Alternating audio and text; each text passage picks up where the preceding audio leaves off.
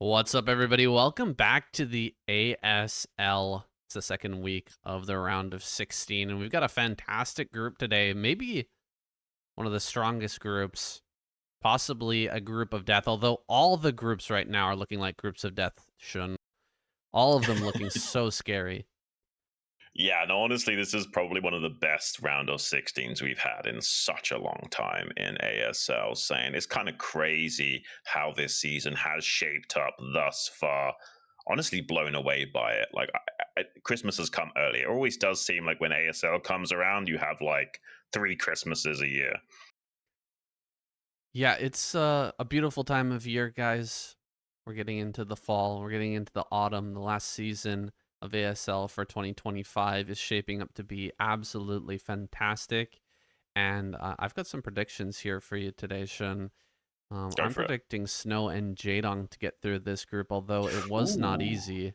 I'm definitely Yeah. a huge Sharp fan, and Mini is one of my favorite players of all time as well. He's such an interesting character. I just really love Jaedong, and his current form is unbelievable. Right. The Tyrant is back, and of course, Snow is just such a beast. He is the contender from the round of 4 last season, and almost managed to win over Sulky. And now that Sulky's out of the tournament, I think he might be the favorite to win the whole thing. Well, it's funny you say that because I really do feel like Snow and Jaedong are the two favorites for this group as well. And while talking about that, I'll just go into my player breakdown while we're here with the 4 guys on stage. Snow is our seed of the group from coming top 4 in the previous season of ASL 19. And this guy's been a seed and finished top 4 a total 3 times in a row now. ASL 17, 18, and 19. He's looking to get that gold medal this time around, though. And like you say, with Sulky out of the picture, that might come to pass. Sulky took out Snow 4-3 in that ASL 19 semifinals, as well as 4-0 in ASL season 18. So maybe this is his tournament to take down this tournament finally. That now that he's got this devil off his back, saying his control of reavers and shuttles are second to none, and his style is just pretty much impossible to emulate. It's that like crazy. Sharp, meanwhile, he's going to be taking on Snow in this first match. And Sharp, he's a very strong Terran, though he's historically had a really hard time up against Snow. Maybe that's why Snow's picked him here as his opponent. He's only won about a quarter of his games against Snow, and it's likely we'll be seeing Snow joining us in that winner's match here today as a result. But anything is possible in a best of one.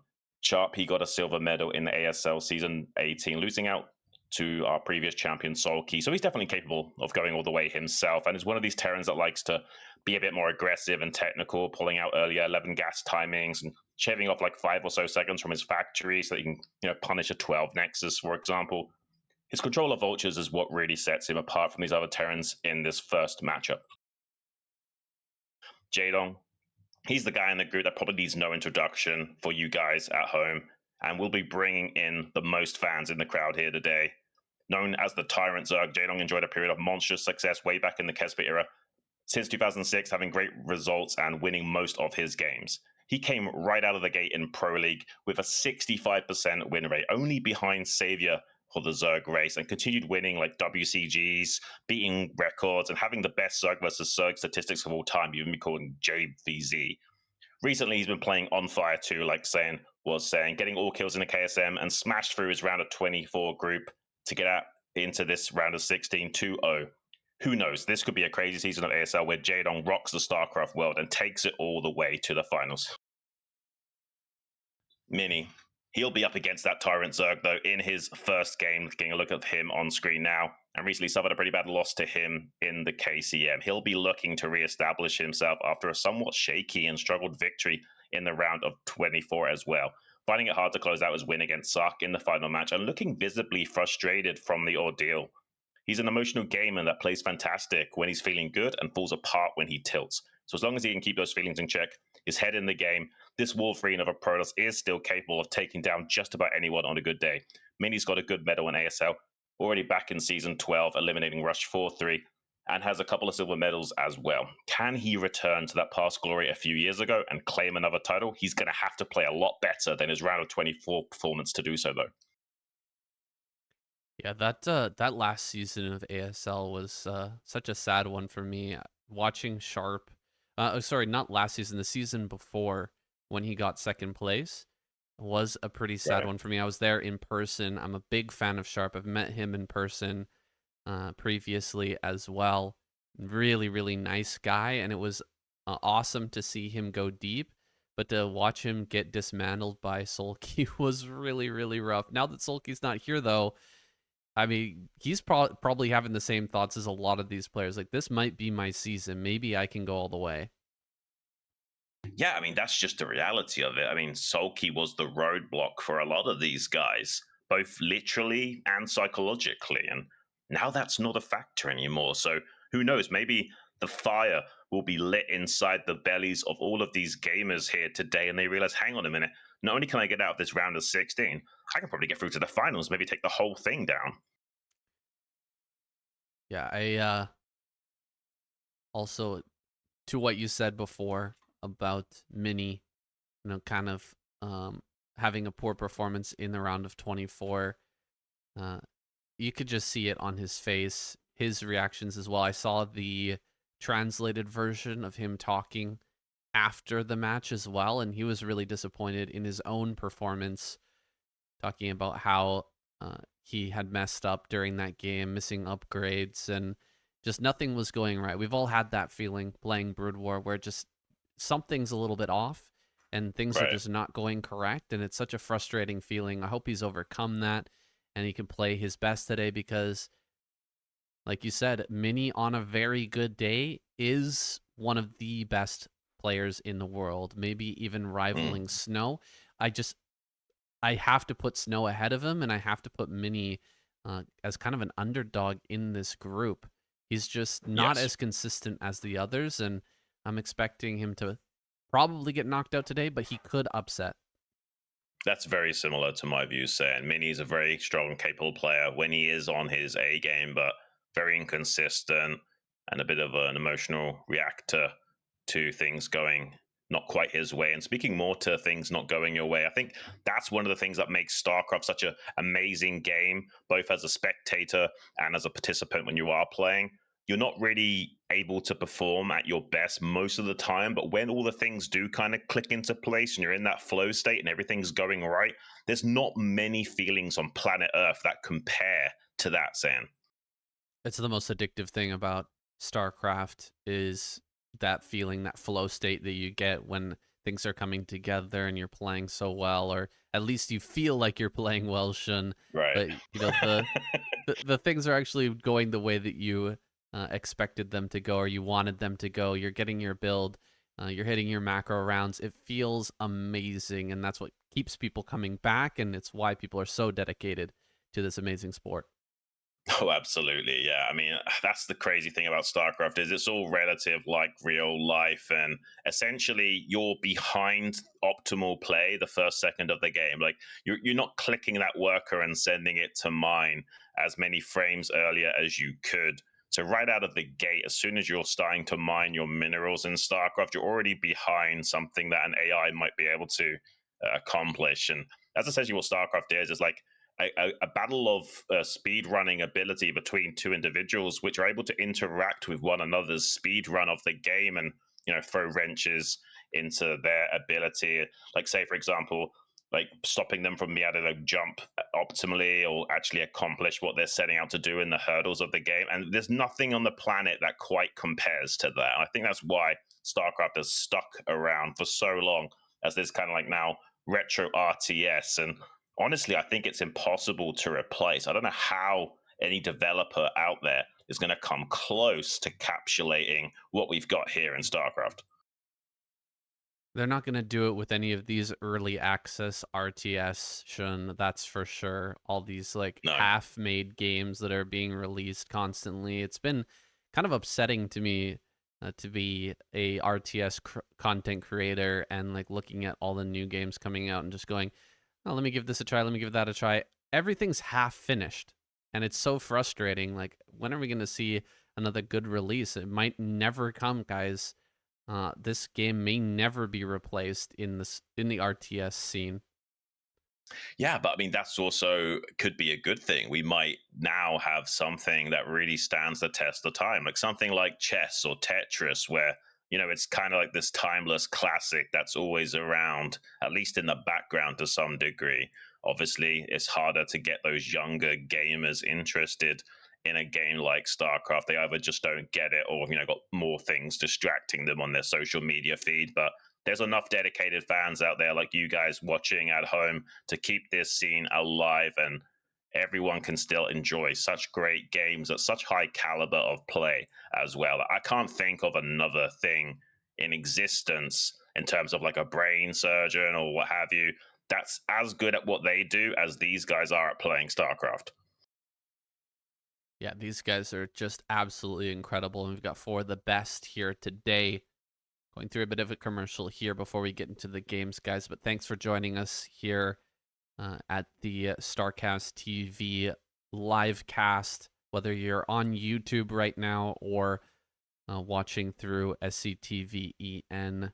We appreciate you guys coming out and watching this and watching our cast.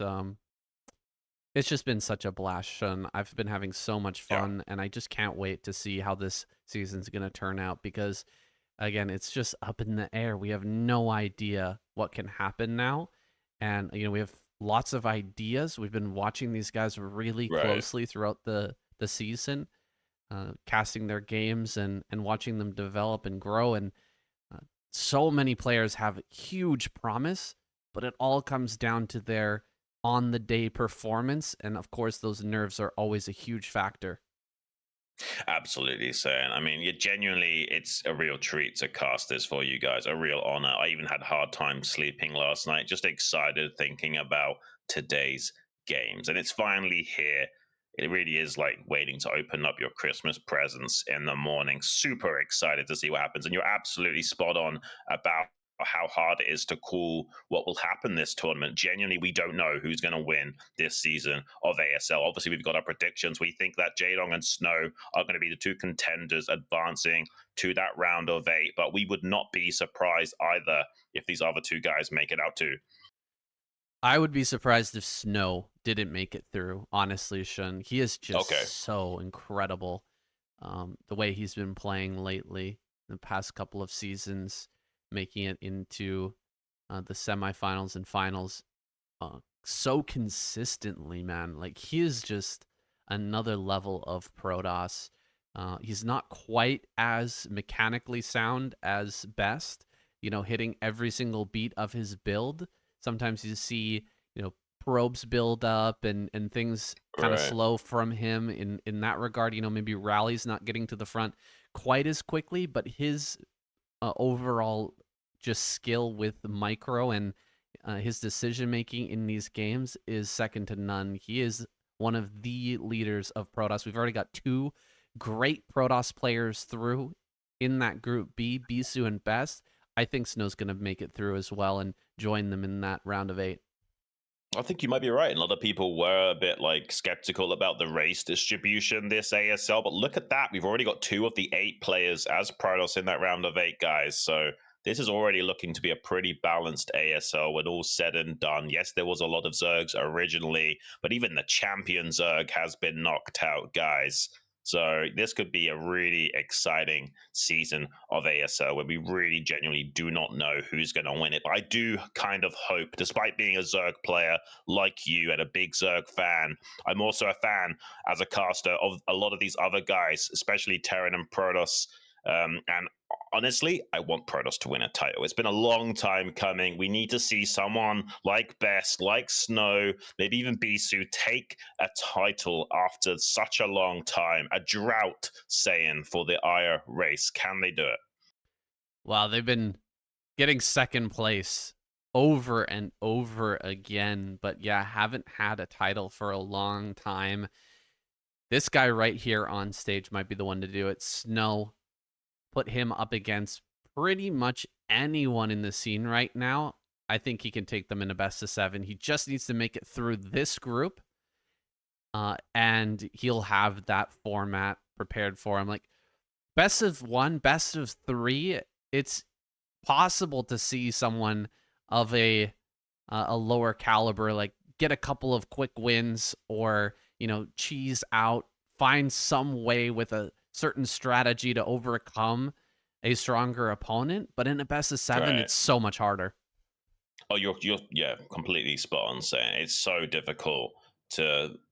It's one thing to show up and have a good build, just one game like that build you saw Effort do against Soulkey, where he made the proxy hat trick at 9 o'clock. That works only one game. That doesn't get you through a whole massive long best of 7 series. You also have to be able to play in a totally more normal, standard, orthodox way as well. And you were talking a little bit about Best earlier. He's one of the best macro Protoss players out there. So comparing Snow to him is understandable that you say Snow doesn't quite compare. But as long as you're hitting those macro cycles, like you say, just building the probes, even if you don't send them to mine right away, that's important. That's like Bonif in the European scene. As long as you're not missing that potential production time, you'll stay on curve with the game. You can see here, Sharp, looking at the statistics, having a bit of a rough time against that Protoss race. He does lean heavily on his Vulture control to kind of carry him forward and get those wins. He's only won about 25% of his games, historically speaking, against Snow in particular.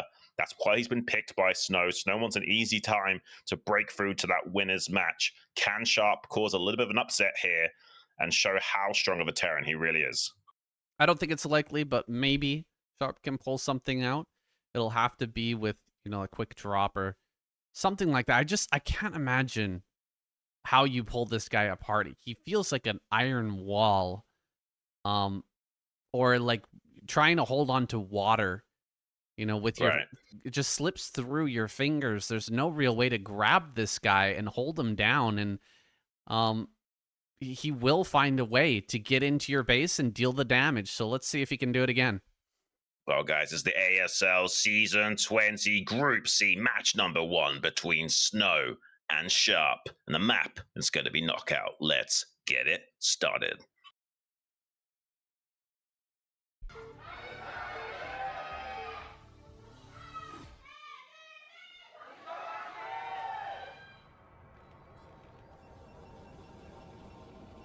Snow. Spawning top right. Sharp. Here in the top left.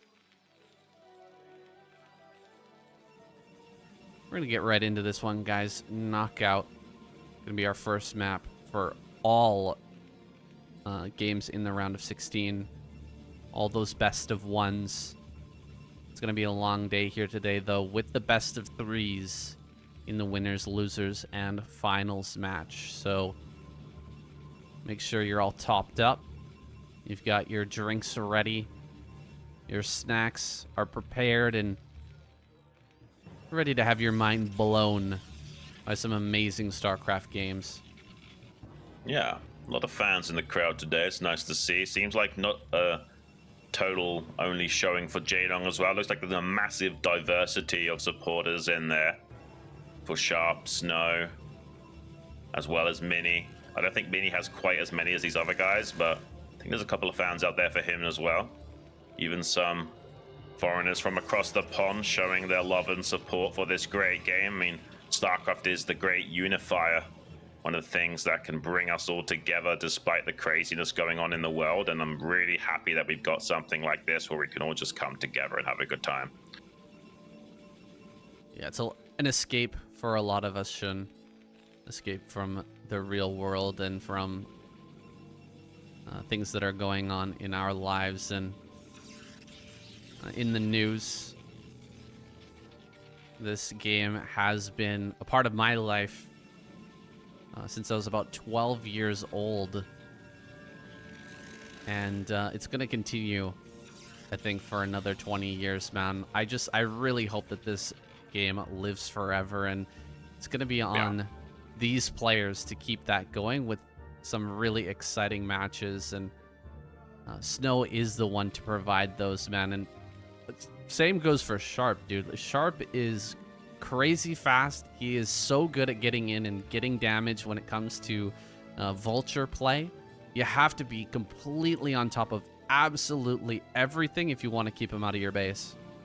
Yeah, absolutely. I was in single digits when I first started playing this game about 25 years ago, and I want it to continue on for another 20 as well, saying Marine going to be denying this probe, getting up the ramp. So he doesn't know what this could possibly be. It could be a bunker expand, could be a 2 factory. He has no idea, but it was actually 11 gas here from Sharp, getting that factory at like 223 or so, shaving off quite a few seconds from getting that vulture out. We talked about this in the player breakdown. He's the kind of guy to get a slightly earlier vulture timing. So if this was a greedy play from Snow and he was getting this Nexus out a lot more quickly, you'd better get in there with the vulture and punish that probe line before the Dragoons could get down the ramp and stop it. Also, I like this idea from Sharp. He actually mines out one of the mineral patches on that ramp, increasing unit circulation, making it harder to block a vulture or something getting up there with just one single Dragoon or what have you. Might come into play, especially with this faster vulture timing. Maybe he can punish the aggression of Snow. If Snow tries to put these Dragoons across the map right away, he's looking to potentially catch this first Dragoon with the 3 Marines as well. Yeah, it's an interesting idea. I like it. He probably should have just stayed and got the other mineral as well. He was going to lose that SCV on the retreat. I guess he thought maybe he could pull it back and get away.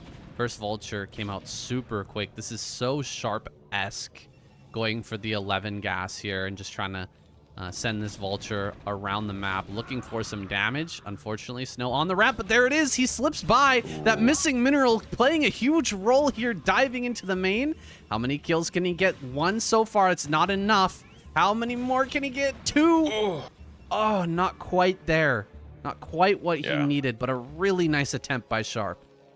Yeah, 2 kind of compensates for the investment, but I'm of the mindset that you need to get like 3 kills to make it worth it due to the fact that you're not getting those early mines.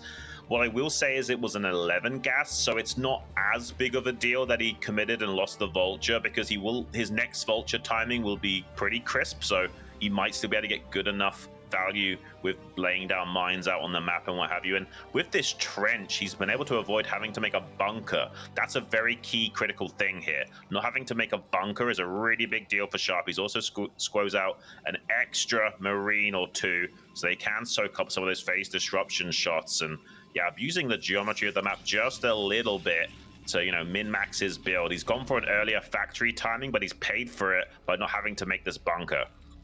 Yeah, interesting. Like, he loses the first vulture, but he just makes a tank right after, so he can kind of compensate for not having mines here for the defense. Yeah, getting away with no bunker, of course, is nice as well. You can't really go up against this mine. Like, usually you'd be able to Bisu micro that down by just, you know, moving forward, waiting for it to pop up, and then try to shoot it down. But with the trench, there's a possibility that you get that 50% miss chance and end up losing a bunch of health to this first mine. Sharp would then be able to push really rapidly across the map. He's got so many Marines here to back him up. It's a scary moment if you take one of those mine connections. So Snow here just gonna chill, sit back, get this 3rd base, and get into his Reaver tech. See what he can do with that, while Sharp just kind of powers up here back at home. Looks like Snow was a little bit suspicious of a vulture drop play or something. He had the shuttle waiting over this cliff edge of his main, and now has got a probe there. I mean, he's going to be scooping up his Reaver. I don't know if he knows exactly what Sharp is doing this game, so he's kind of just playing as safe as possible, which is smart. Going for a natural 3rd middle only now. If this was going to be some kind of vulture drop play, he might actually be vulnerable to that, since most of his Dragoons are out in front. There's only 1 single Dragoon in the natural defenses. Very susceptible to a vulture run by as well. They can just lay down mines on top of that Dragoon on the wall and punish that. Seems like, though, Sharp going to be a bit more defensive this game. Has a mine, doesn't quite find the connection on that Dragoon in the shuttle, though. You can use those units to kind of mine sweep as long as you're on top of your micro, like Snow usually is. That's why you can see such a large anti-drop force set up from Sharp. 3 tanks, vultures, and plenty of Marines to shut down any harassment potential from... Oh, he actually makes a mistake. He doesn't control the inertia of the shuttle enough to pick up the Dragoon in time, and actually takes a lot of damage, Saiyan. I mean, these are such well-placed mines. You gotta give it to Sharp there. Every single time Snow tries to drop the a unit here in the main. He drops it on top of a mine. These are really well thought out locations, and it appears that Sharp is just not going to take damage. Even though he doesn't have a huge turret ring or anything like that, he's got enough set up with just those little mine placements and couple of tanks here, couple of turrets here and there. He's going to be able to block this without too much trouble. Shuttle's poking in to try and get some more information, but the Reaver's sitting at the front. Oh, interesting. That's kind of a cheeky move there. Snow setting out the Reaver in the front and then flying the shuttle in. Yeah. Sharp thought that the Reaver was in the shuttle, so he sends his vultures out and loses a vulture for that. Some good mind games going back and forth between these two. Yeah, I mean, if the Scarabs had hit a bit differently, he would have killed both of those vultures as well if he got enough splash damage with the first one. But as a result, the vulture does get out onto the map, can lay down some mines and provide some scouting information, make sure there's no sneaky nexuses being set up elsewhere. He can be pretty sure that Snow is not being too crazy right now, but Snow looks like he is gearing up to take a very fast 4th base here at the 3 o'clock. He's going to utilize these Reavers to slow down any push timings from Sharp and then see if he can get away with a bit of greed. Usually you're going for like a 4th base around about 11 minutes standard. 10 minutes is kind of meta and 9 minutes is super greedy. Ooh, he's going to try to come forward here. Very nice target fire onto that Reaver, and oh my gosh. He just wiped that out. Gonna be able to push out here without losing a single tank. That was looking pretty scary there for a second, Xun. I thought that Snow was gonna be able to dive on top of this, get some really good damage, kill off a few tanks, but now Sharp can take the 3rd base with confidence. I mean, he just made a Stargate, by the way. So maybe he's thinking with these horizontal spawns that carriers are going to be viable as well. I mean, Snow, he's the kind of technical guy. He certainly can just go Reaver into carrier here. And that Stargate is placed so far away from the center of his main base that unless Sharp kind of scouts off to the edge with his scan, he's not going to identify that for some time. He's doing the correct things, though. He's, going up into about 6 factories worth of production while getting a 3rd base on the way that'll be floated over soon. Edging forward his units to establish control into this high ground. Can be a little bit tricky to get up here. That's why he's made so many factories to begin with, to make sure he's got enough meat on the bone for Snow to have to chew through, so that he can pretty much guarantee doing something getting up that ramp easy, while also putting on a lot of counter pressure and doing something by sending these vultures onto the map, trying to get some good connections. Oh, he can't get a drag into the probe line with that mine, and honestly, that wasn't the best of vulture raids that we saw there. He needs to be careful not to dry up too much of his vulture count, or will open himself up to counterattacks as well. This is cool. We're actually going to see something that very few Protoss players even attempt to do, but Snow is so incredibly good with Reavers, he can pull it off. Going carrier plus Reaver and getting the, most likely getting the attack upgrade as well, so that he can just utilize the splash damage from the Reavers to gun down Goliaths and kind of set up an impassable position, or a defendable position where the carriers can kind of bounce back and forth to. Like, you just can't push in to 4 Reavers sitting on the ground with Goliaths. You're going to lose absolutely everything, and then the carriers kind of bounce in and out, sniping down tanks. It's kind of impressive to see. We rarely see anyone else able to pull it off, though. Well, Snow wouldn't do this if it was cross-map, most likely, but having close spawns makes it a little bit easier to navigate with that the carrier force and run back to the safety of cliff faces and what have you. Also, makes it easier to identify the routes of attack from the Terran player, and making sure you keep track of that with your shuttle Reaver control and slowing down the push timing. It's got 2 Stargates worth of carriers in production right now. Now, Sharp hasn't scanned that, but he might have scanned the main and seen the core spinning.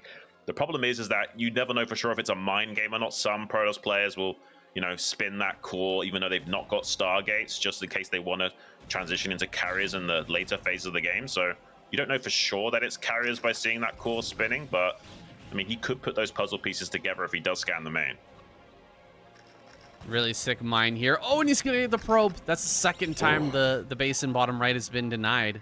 Very good job here by Sharp, oh my gosh, he just barely sees this one Stargate. Will he realize that there might be something else over there? He's got to wait a little bit longer here, I think, for another scanner to come up. But he should be able to scout that again. I'm just a little bit afraid that he scanned that, saw a Stargate, and then thought, oh, you're just starting the carrier transition, Yes. not it's already finished. That's exactly what I was thinking. If he thinks that Snow's only just now starting to go carriers, he might be in trouble. If he can figure out that, hang on a minute, he probably has another 2 somewhere. You can see he's hiding a second core up by those Stargates as well. Sharp will have to do another follow-up scan soon and identify how many Stargates there are in that corner, as well as seeing that second core will really make sure he knows what he needs to do to defend against this.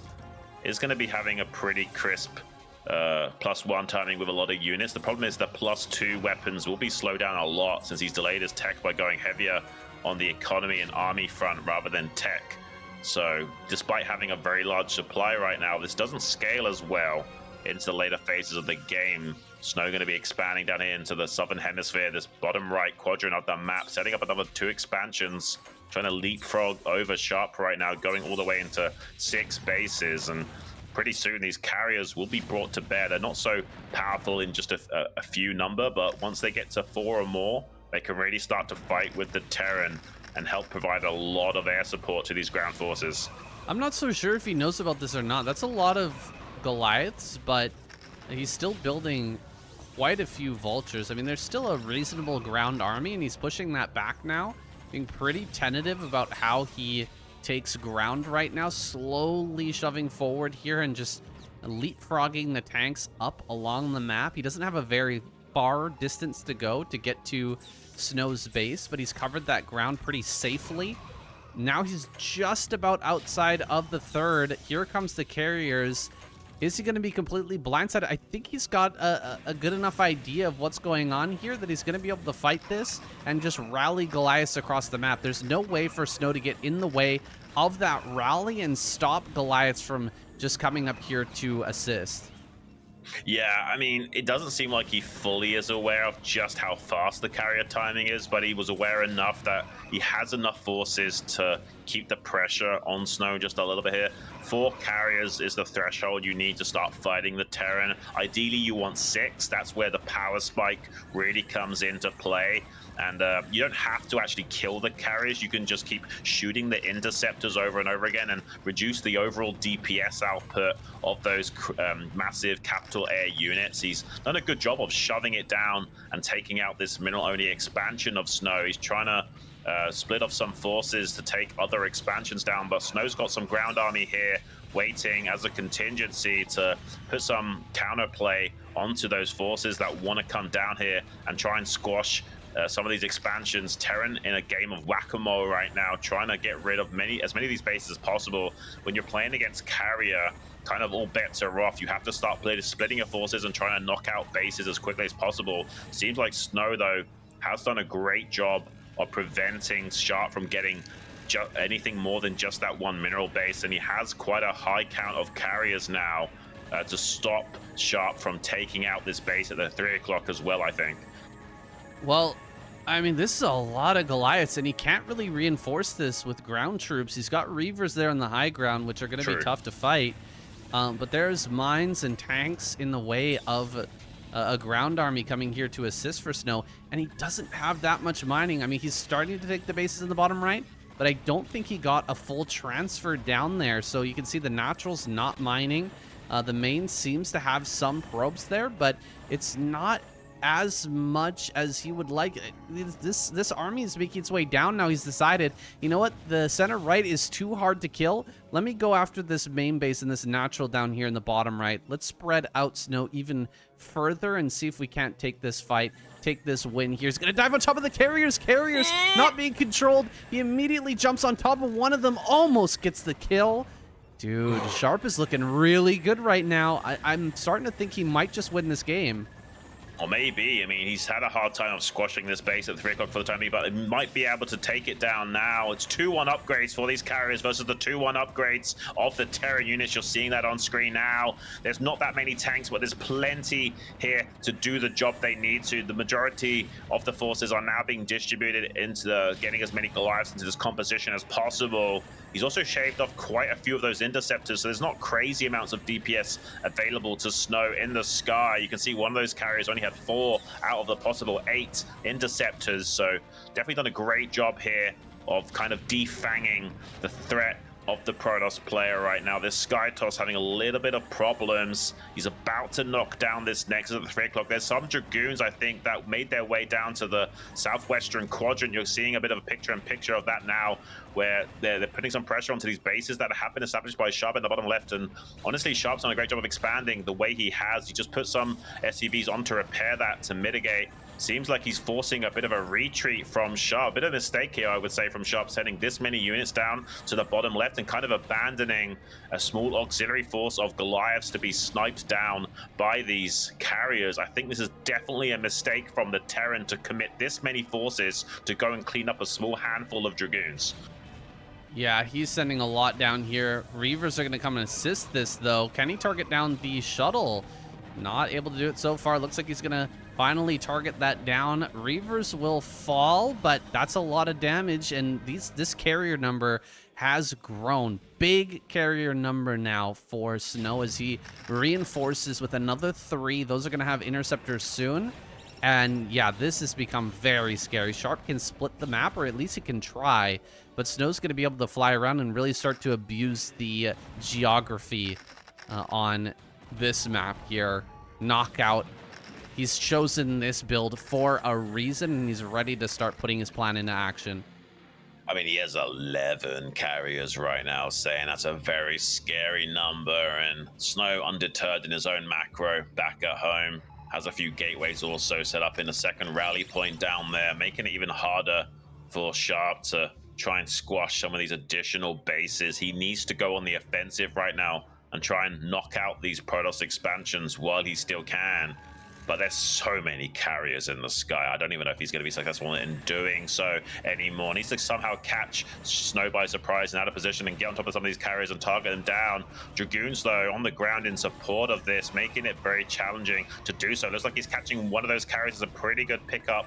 I'm not sure there's enough Goliaths in reserve to deal with the remainder of carriers. He's got enough to snipe some of the interceptors and reduce the DPS, but not enough to deal with this threat head on anymore. You can see that Sharp is starting to identify the predicament that he's in. Not only are those Dragoons going on the counteroffensive yet again to get on top of that base in the bottom left, but even though he's killing like 1 or 2 carriers here and there, he's been whittled down to a nub. Still possible for the Terran to win, though. If he can just keep shaving off 1 carrier here, 1 carrier there, it's possible to win. You can see he's almost catching another one, but not quite able to do so. The micro of Snow just being a little bit too potent, +2 armor on those carriers now, and even a shuttle going to be putting on a bit of drop harassment in that bottom left base to try and siphon off some of the economy that Sharp has at his disposal.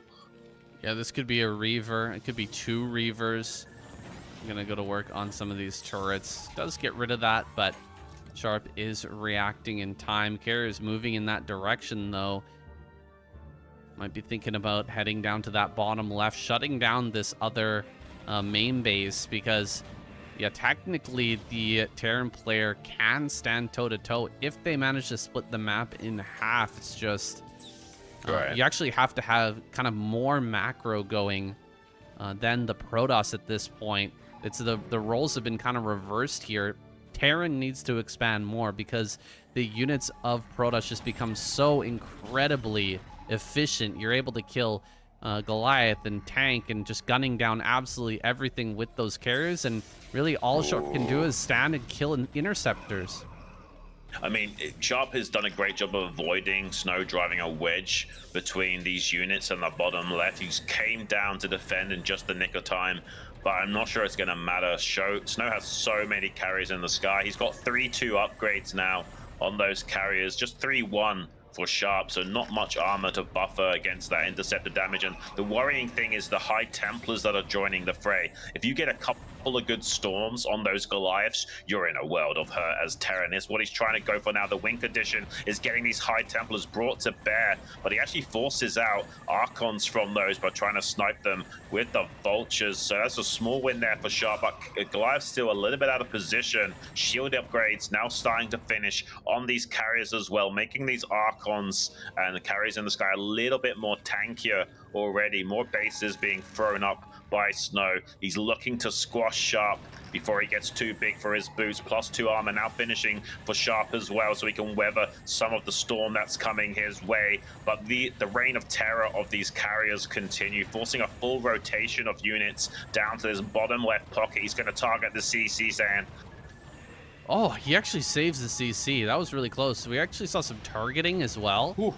With the turrets there. He got a kill on one of the carriers as they were taking down those turrets. So, I mean, this is some good move. These are some good moves from Sharp, and he's avoiding big splash damage that can come out from both the Reavers and, of course, from those High Templar. Forcing that morph into Archons is actually bigger than we might be thinking. This has slowed down Snow enough to where maybe Sharp can put together a defense here, keep himself alive. Archon dropped into the main. You rarely ever see an Archon drop in this matchup, but there it is. Really, in any matchup, Archon drop isn't really a thing, but he drops it in there, uses it to tank a little bit of damage. Reaver goes down, though, and now there's enough Goliaths down in the bottom left to push everything back. I'm surprised we don't see Sharp trying to expand towards the north side right now, try to take that 12 o'clock, when so much of Snow's attention is down here on the bottom left. Yeah, I'm kind of blown away by Sharp's resilience, honestly. Like, this is exceptionally high-level stuff. He took that carrier count down quite a bit as well. He took it down to 7, now it's back up to 8.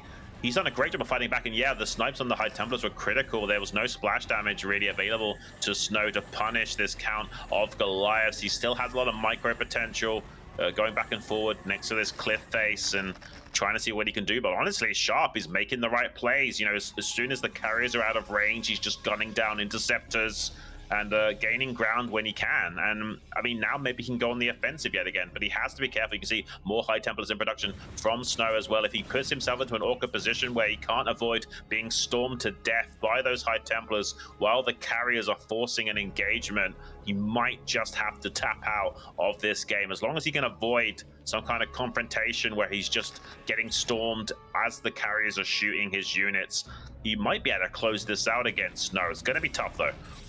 Yeah, it's going to be a long game no matter what. Lots of battling here with the carriers. One goes down. Here comes the storms, though. Tanks sieging up in the middle. Going to prevent these High Templar from getting too close. Goliaths kind of wandering out on their own. Pretty hard to control when there's this much interceptor, this many interceptors in the air. Going through this little corridor seems like suicide against carriers that can stand out of reach, out of range of the Goliaths and just keep on attacking. But he's actually going to make it through that corridor and down here to the bottom center, try to shut down this base, stop Snow from taking more than half the map, and that's half the battle, just stopping Snow from getting more expansions. Oh, a lot of the tanks are getting sniped, though. A lot of these tanks are going down, and the carriers that can't quite get on top of them with the map geography. It's just very hard to get around this little corner piece. Yeah, I kind of feel like this 6 o'clock Nexus was just a bait base to force Sharp down into this position and make it easier to trade. I don't think Snow had any intentions of mining that unless Sharp gave it to him for free.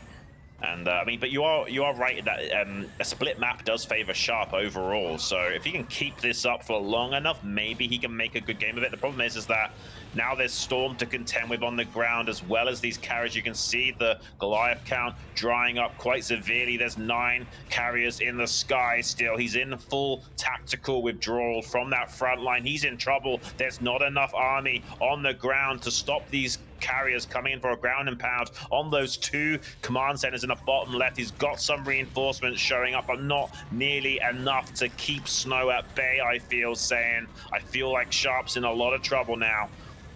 Yeah, it feels like he might have missed like a single round of Goliaths or something like that. He had so many down there at the bottom center. He was maxed out for a bit, and now he's sitting down here at about 150 supply. So He is really hurting. He's trying to mount a good defense in the bottom left, and it looks like he'll hold for now, but the rotations from these carriers they're just so painful. Every time he heads into the main, he kills a bunch of buildings, and then when he comes back out to the natural, he kills a bunch of units. And he's just going to go back and forth, forcing the Goliaths to chase and never quite catch up to these carriers. And Snow's done a phenomenal job of keeping his interceptors deployed most of the time. Just so you guys know at home, if you're not in the know, you have to keep your carriers moving after the interceptors are deployed so they can quickly pounce on something. They actually stay outside of the carrier unless you stop them from moving. So the aim of the game is to treat them almost like Mutalisks and just constantly be moving them around, as you can see here, so that these interceptors stay constantly deployed rather than having to come out one at a time. And that's the aim of the game for this carrier micro. As long as you keep all those interceptors deployed like this, you can just pounce and snipe things down with such a high threshold of alpha damage. You can quickly knock the Terran over in these trades, and it looks like Snow is getting such a better end of the stick in these trades. Yeah, he's killing off a ton of tanks now, down to 145 supply, and he's in between the Terran and his base is in the bottom left. So as soon as Sharp has to turn around and walk away, he's going to come down here and snipe down some of these command centers, and we're going to see how quickly a command center can die, guys. Yeah, that fast. It goes down so quickly with 3-3. Scary. Yeah, you thought cracklings could kill things quickly. I mean, these are cracklings in the sky that don't even need surface area to do their DPS. Look at that CC get ripped apart despite the repair. Sharp now has lost the 2 critical lifelines in that bottom left quadrant of the map, keeping him in this game. He has got that mining base at the 9 o'clock, but he's unable to establish more bases. Snow has a small contingency of ground forces that move to that 12 o'clock to shut down any potential CC there, and is also doing some counter attack damage with that. Sharp at just 150 supply. This is not looking good for the Terran. He is drying up in this game. He had a little bit of a bank to work with to keep some rounds of production. He's long distance mining from those bases in the bottom left, but he is not long for this world. He also will not be able to contest with this 6 o'clock base that's being established by Snow as well. The writing is on the wall for Sharp, and the letters are about to fall, Saiyan. Yeah, it's unfortunate he never made a move to take 12 o'clock. That base has been completely ignored by both sides, and it's a good principle to just take bases on the opposite side of where the carriers are harassing. So if carriers are at the bottom side of the map, take bases at the top side of the map. If the carriers are at the top side of the map, take bases at the bottom side of the map. It's just hard to rotate all the way around to that base to try and take it out with carriers. So you need a very minimal defense to keep that base alive, and that can save you in a situation like this where you suddenly lose a couple of your command centers and you lose momentum. If you've got that base at 12 o'clock, you at least have some income coming in to keep the ball rolling here, but he's just got hardly anything in the pocket. 140 supplies, all he can muster here, and yeah, this carrier micro is just sick. He is doing so much damage here, and he can't really be targeted by Sharp. Sharp just can't run forward right now and get any kills on these carriers. He's gonna try eventually, but I mean, all he's doing is just killing interceptors, and there's a 7k mineral bank. Yeah, I mean, he was doing that micro in an open field, which is the hardest use case of carriers, and he's still making it work. Not looking good for our Terran. Has got that base re-established in the bottom left natural. Long distance mining the main down there too. Needs to get another CC set up if he can, but the army caught out of position now. A lot of speed zealots on the ground, isolating this army, getting on top of it. Snow going to be forcing a tap out from Sharp now and progressing forward to that winners match as we expected. Really formidable display though from Sharp, going toe to toe with Snow for so long. Probably maybe one of the longest games of the day, saying, taking us to 30 minutes against that really high level carrier micro. I mean, there were a few times during that game I thought Sharp was making it happen, but Snow's just too good, man.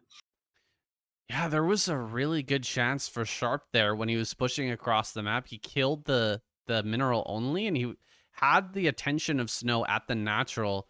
He decided to just go for a kill on the center right.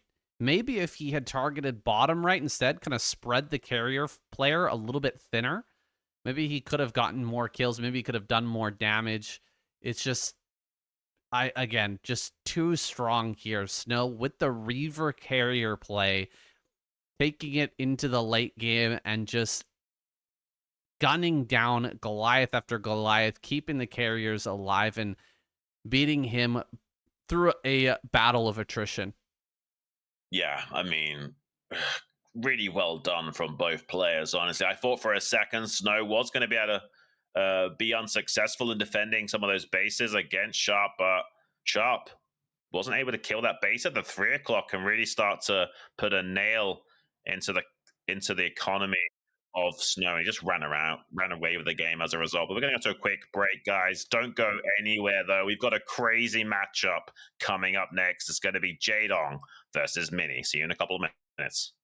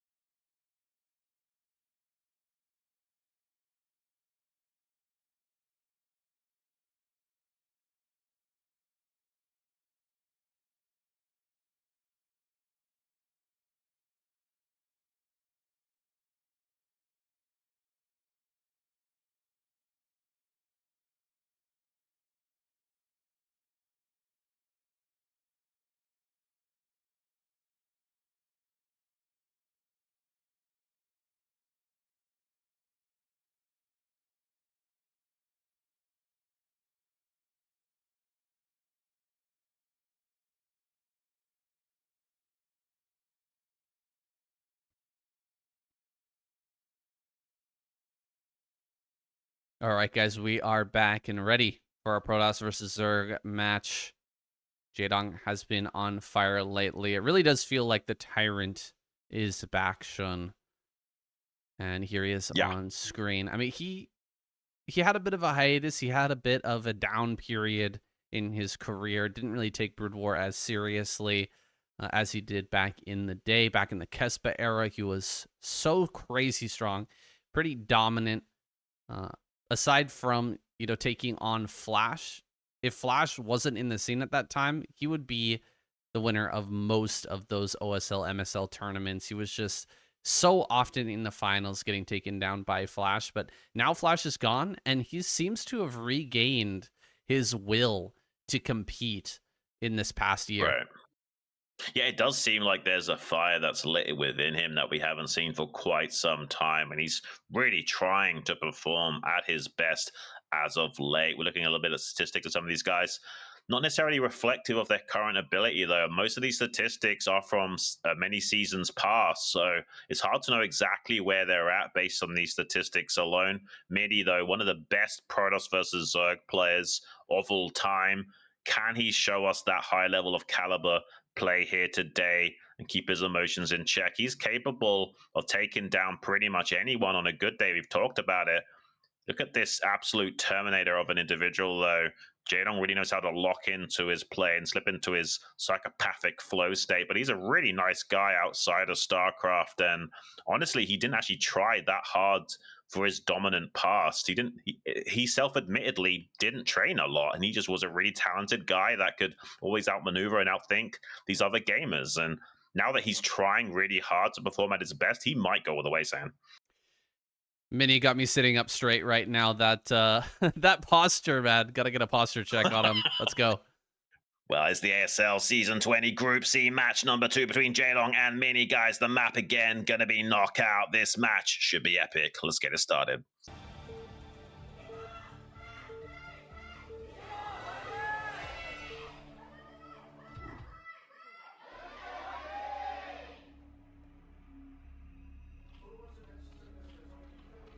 Jaedong down here in the bottom right. Mini top right. The way you talk about Jaedong, Xun, it reminds me of Frieza. He wasn't even trying before. Now he's here and actually training. We'll see what his power level is looking like. I mean, seriously, his power level is insane right now, guys. I mean, he's really taking the game seriously. You can tell that he is hungry for an ASL title. I mean, I'm actually getting chills before I've even seen him play. I'm getting chills from thinking about his play right now, saying like, and his performances in the recent KCM were really spectacular. He was in a bad situation in a lot of those games, and even when he was in a bad spot, he was fighting back strong and giving us real nail biter of games, creating so much chaos out on the map, even in the late game phase. And you can see a lot of fans there. The champ is here in that little book showcasing some of his previous success. He did so good in the Pro League in times old, and maybe looking to reestablish some of that dominance here in the modern era as well. He's certainly capable of doing so. I want to see a Jaedong back in form and giving us some great games of StarCraft. Yeah, it's an amazing time to be alive, Xun, to have Jaedong performing at this level. It really is an awesome thing to see. And his opponent, Mini, over here, like I said, he's got the posture of an otaku. And, I mean, he's got the claws of a Wolverine as well. This guy, I mean, he looks like he spends every moment of every day studying this game. That's the type of guy we're looking at right now. Like, Vinny is a special type of guy, and he really takes it personally when things go wrong, and unfortunately that can be his downfall at times. Yeah, it's kind of strange, right? Like it's his biggest strength, how obsessed he is with his StarCraft, but also his biggest weakness. I think that's why we see such an emotional roller coaster from this guy. And when he's up, and when he was down, he was down. I mean, that's just how he's always been. And to be honest with you, we've always discussed in StarCraft many years ago that there's kind of two types of gamers. You've got these mechanical guys and you've got these emotional guys, and it just so happens that Mini's one of those emotional guys, and it's okay. I mean, everyone's different. Sometimes it really does play against him, but when he is on a high, he's just flying though. We got a quick 3 base here from Jaedong, a gateway expand from Mini, looking to put pressure on. He's definitely more favoriting this gateway expand than Forge usually, unless he's going for a cannon rush, so not too surprised by that. Does hide one of the zealots from the first overlord and shows the second here, so hoping to surprise Jaedong with this 2 zealot timing. Let's see if he's tricked. Mini, so well known for his early aggression. His zealot control is basically unmatched. He's so good with these early units, but already a bit of a surround here from Jaedong. Oh, pretty good trading overall from Mini, fighting on the bridge here, not allowing some of these lings to attack. Looks like he will lose this zealot though, turning right as the next zealot arrives. Can he get the kill on that second zealot? Not quite. And so Jaedong will be driven back here. 2 zealot timing is still going on. Counterattack headed Mini's way though. Yeah, it's very common just to make non-stop lings temporarily, all the way to about a count of 12 or so total when you are against this gateway first expansion style of play. Beautiful control from Jaedong, using some Zerglings to get into the main base, put on some pressure. Back in the day, these were known as Jaedonglings, and they would just never die in the main base, and looking to really start to put a thorn in Mini's side here. if he's good enough at controlling these Zerglings, he would even make a cannon in this mineral line, but he doesn't want to have to make a cannon just for 2 Zerglings if he can help it. Trying to slip in some more Zerglings as natural expansion. Not able to do so. Mini doing a good job of plugging up those holes. Cannon on the way, putting some DPS onto that gateway meanwhile, but if speed comes online, those 2 Zerglings in the main base could do a lot more damage than just the probe or 2 they've killed so far. Yeah, this is looking a little scary here for Mini, but he finishes the cannon. Ooh. Nice control there, getting rid of Lings in the main base. He is kind of stabilized here after those early losses with the Zealots coming in, but not able to scout the main. So he doesn't know if there's a Hydra follow-up coming or if this is just going to be a normal transition from Jaedong. Plus, he's still dealing with this Ling in the main. Yeah, Jaedong not on top of his task switching as much as he would be in his Kesper era. So you can see these Zerglings in the main base not doing quite as much damage as they would in times past. But he did deny the scouting probe, getting inside that main base. And we've talked a lot in previous casts about how important the information warfare is in this matchup in particular. Zerg has the advantage in terms of information gathering, and it's really the onus on the Protoss to try and identify what the Zerg is doing and when, especially until those Corsairs can get out onto the map and confirm for you. Seems like Mini going to be having to hedge his bets with how late this Stargate is and just hope for the best. And seems like Jaedong not going to be doing anything like a crazy fast 3 hatch Hydra like a 973, but might, you know, put on a lot of pressure with a normal Hydra timing and try and see if he can get in there pre-storm, but I don't think so. I think this is going to be a pretty normal orthodox macro game here from Jaedong. A little bit of a shame here for Jaedong. He actually spread his Lings really well into the top left to try and look for a Zealot. And then as he was bringing them back to the natural, he kind of missed this Zealot pathing out through the mineral only. So it's managed to make its way all the way down to bottom center. And now Jaedong's going to have to run all the way down here. He's going to have to try and move the drones. This is just such an annoying situation that comes up in a ton of ladder games. Oh my gosh, he loses a drone as well. And in professional games as well. It's just very hard to catch every Zealot moving out to really have full control of the vision in the front. And he just barely missed that move out. And he's really been punished for it, losing a drone and a lot of mining time. Well, I mean, the Stargate is super late. The Sairs are super late. He's going to kill this one Overlord here. Jaedong doesn't mind too much about that. But he did, you know, circumnavigate going for a lair here. Maybe he is looking to do some kind of pre-storm timing because he hasn't got a lair. The only thing is that if he hasn't got an Overlord near this rally point, he will be shut down by Dark Templars trying to go for a bust. So looks like Jaedong will be doing a more macro-orientated variant of this lairless style for the time being, just getting as many drones out as possible and utilizing as many Hydras as he can muster to stop these Corsairs reigning supreme in the sky and sniping some of those slow Overlords. It'll be a long time coming until they have that speed upgrade to be safe against the Corsairs, so Jaedong will have to compensate by making a lot of Hydras and a lot of drones. A lot of Zealots coming out here. Jaedong should have the mass, he should have the muscle to fight back against these Zealots, but will he be in the right spot? Because Zealots are making their way down to the 6 o'clock right now. He might actually flank these Hydras, mind you. Yeah, the Hydras are going to get flanked. Zealots come in from both sides here. Lings managed to get in the way of those Zealots, so preventing the full surround.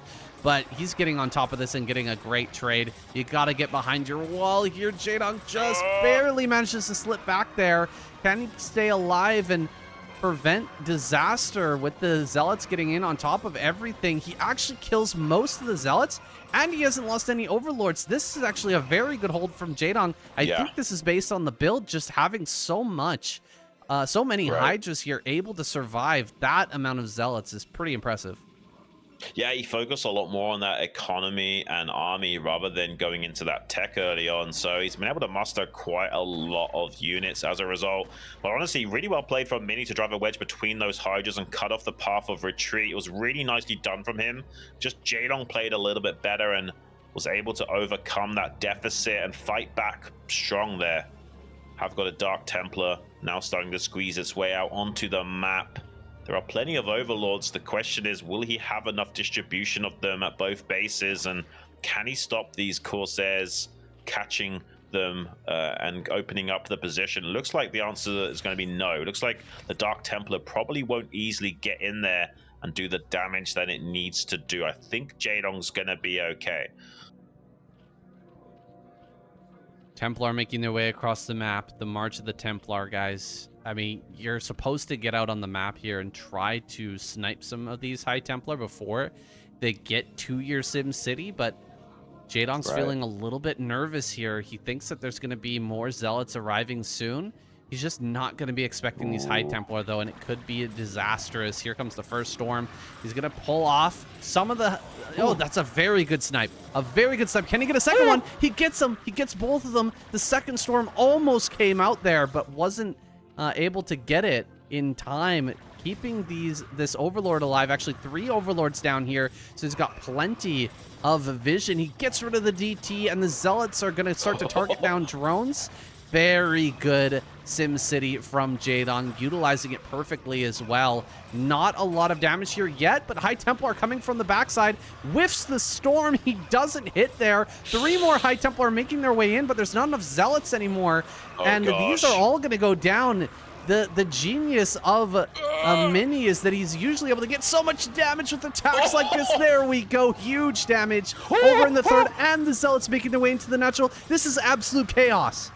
This is absolutely wild. Said so many drones are going down both sides. Really well played from both gamers, though. Mini finding a lot of damage. Finally with that storm at the 6 o'clock. And this Zealot run by in the natural, doing a lot of heavy lifting as well. And there's more Zealots streaming into the natural. Is Jaedong overrun right now? It looks like this is just too much Mini to handle. He's getting on top of Jaedong in a big way. The drones are now exposed in the main base. So is the Spire. He's going to target that down now. That's a good choice from Mini, somehow just coming to try and save the day from that third base location, but not before these Zealots will do their due diligence, and a lot of damage will be sustained by Jaedong, losing that Spire as well as a couple of drones in the main base. Full evacuation orders have been issued, and he will clean up these Zealot forces, but not before more arrives to his natural. He's looking for a big storm on a drone train right now. He's just now got the energy. There's a monstrous storm taking out another 5 drones. Jaedong's economy in total disarray. Mini is basically all in with this 2-base timing, but it's working so well. He could even transition from this point. Finally, there's a lurker there to put some massive damage onto the infantry force of Jaedong with that subterranean spines. But, I mean, is it going to be good enough? Jaedong has taken so many losses, and now the 6 o'clock is under attack. It was almost looking like a hold for a moment there, Xun. It seemed like Jaedong might just be able to get enough dodges on the storms and keep himself alive, but that rally of Zealots coming into the natural, plus the storm on all of those drones. I mean, how do you ever recover from 45 supply from Jaedong? I mean, he's going to stick in here. He's going to try to stay alive for the time being, but we all know that he's dead. This follow-up attack is just impossible to break. I mean, he's going to have a few lurkers to help deal with the Zealots, but now there's Dragoons being brought to bear.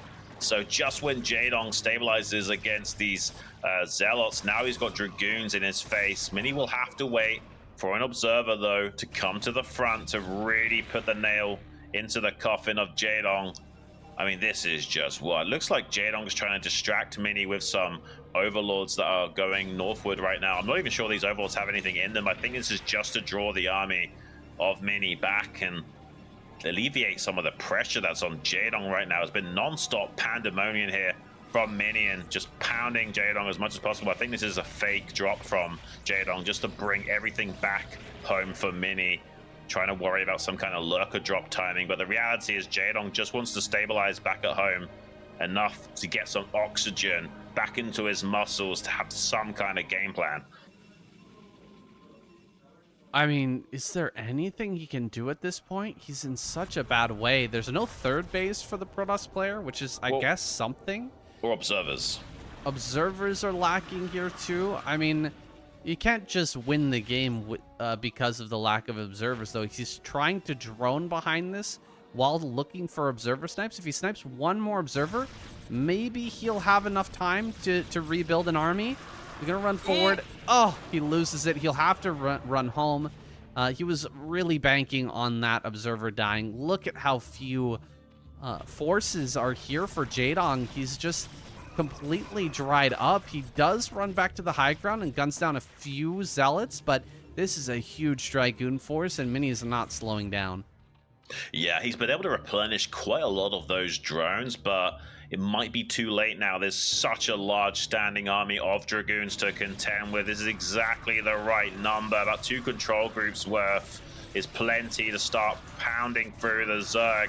Those eggs are being stormed as well. Just one more follow-up storm. Also, it doesn't even matter. GG is caught by Jaedong, and Mini causing a little bit of an upset here.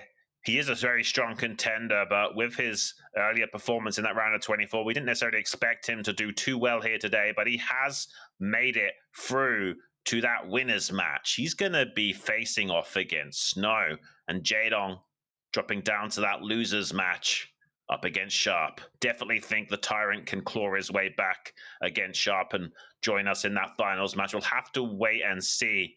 For the time being, though, guys, we've got a Protoss versus Protoss mirror matchup coming up in the winner's match. That's going to be next. Yeah, PvP. I mean, we're going to get that best of 3. We're getting at least 1 Protoss player out of the group, guys. So 3 Protoss in the round of 8. Guaranteed now with this win from Mini. Yeah, very good observation, Saiyan. And I mean, what more do you guys want? There's 8 players in the round of 8, and 3 of them are now going to be Protoss. You guys at home should be rejoicing. The race distribution definitely Protoss sided now, since one of the races could have 2 and the other 3. So very strong contenders for getting that coveted ASL title at long last, Saiyan. And what better contenders do you want? We've already got such great Protosses in that round of 8. Got Bisu and Best, and either Mini or Snow will be joining them. Yeah, we're going to go to commercial break, guys. We'll be back here soon. Take a little break for yourselves. Go grab a drink. I'm going to use the washroom, and we'll be back right after these commercials.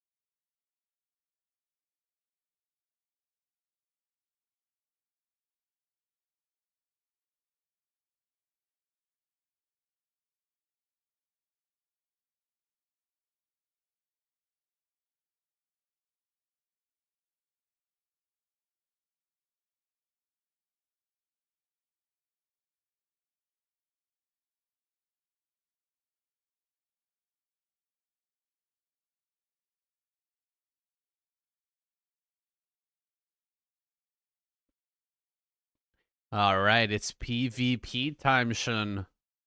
Mini versus Snow. Um, it's been a while. Been a while since we casted a big PvP series, Yeah. but it's bound to happen. We've got so many strong Protoss contenders right now, and these are two of the strongest. I think Snow's going through. His PvP is so good. Like, there's not many people on the planet as good at PvP as Snow is. Mini has had great results in PvP in the past, but in the best of 3 series against Snow, my money's on Snow. I think we'll be having Snow joining us in that round of 8 as the 3rd Protoss contender. Who knows? Mini could still, even if he loses now, go through to that finals match and be a 4th Protoss in the round of 8. I'm sure that will get you guys excited.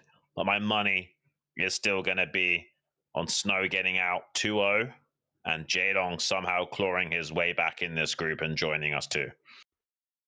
I think that's a high probability. Let's see if Mini's got something special here prepared to take down Snow. We're going to be starting off on Polestar, going through to Dominator next. There's a lot of trickery that can be done in PvP, and the opening builds do matter a lot. If he's got something really nice prepared, maybe Mini can make an upset happen. Let's get it. Well, let's find out. It's the round of 16 ASL Group C Season 20 winners match between Snow and Mini. It's on Polestar. Let's get it started.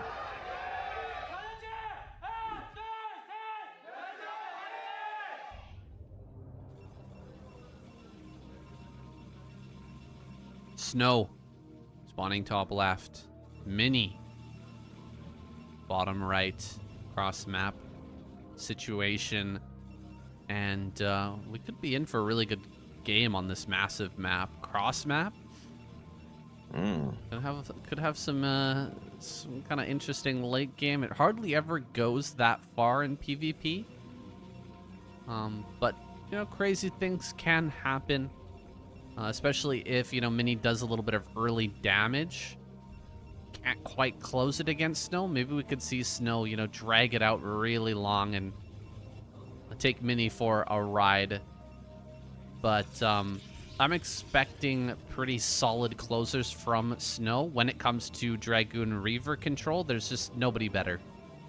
Yeah, no, I mean, the reality is this matchup predominantly comes down to Reaver Goon control, and Snow's pretty good at that when all things is said and done. We'll have to see if he can find that kind of simple way of closing out the game against Mini, or is Mini gonna make this a little bit harder for him to figure out?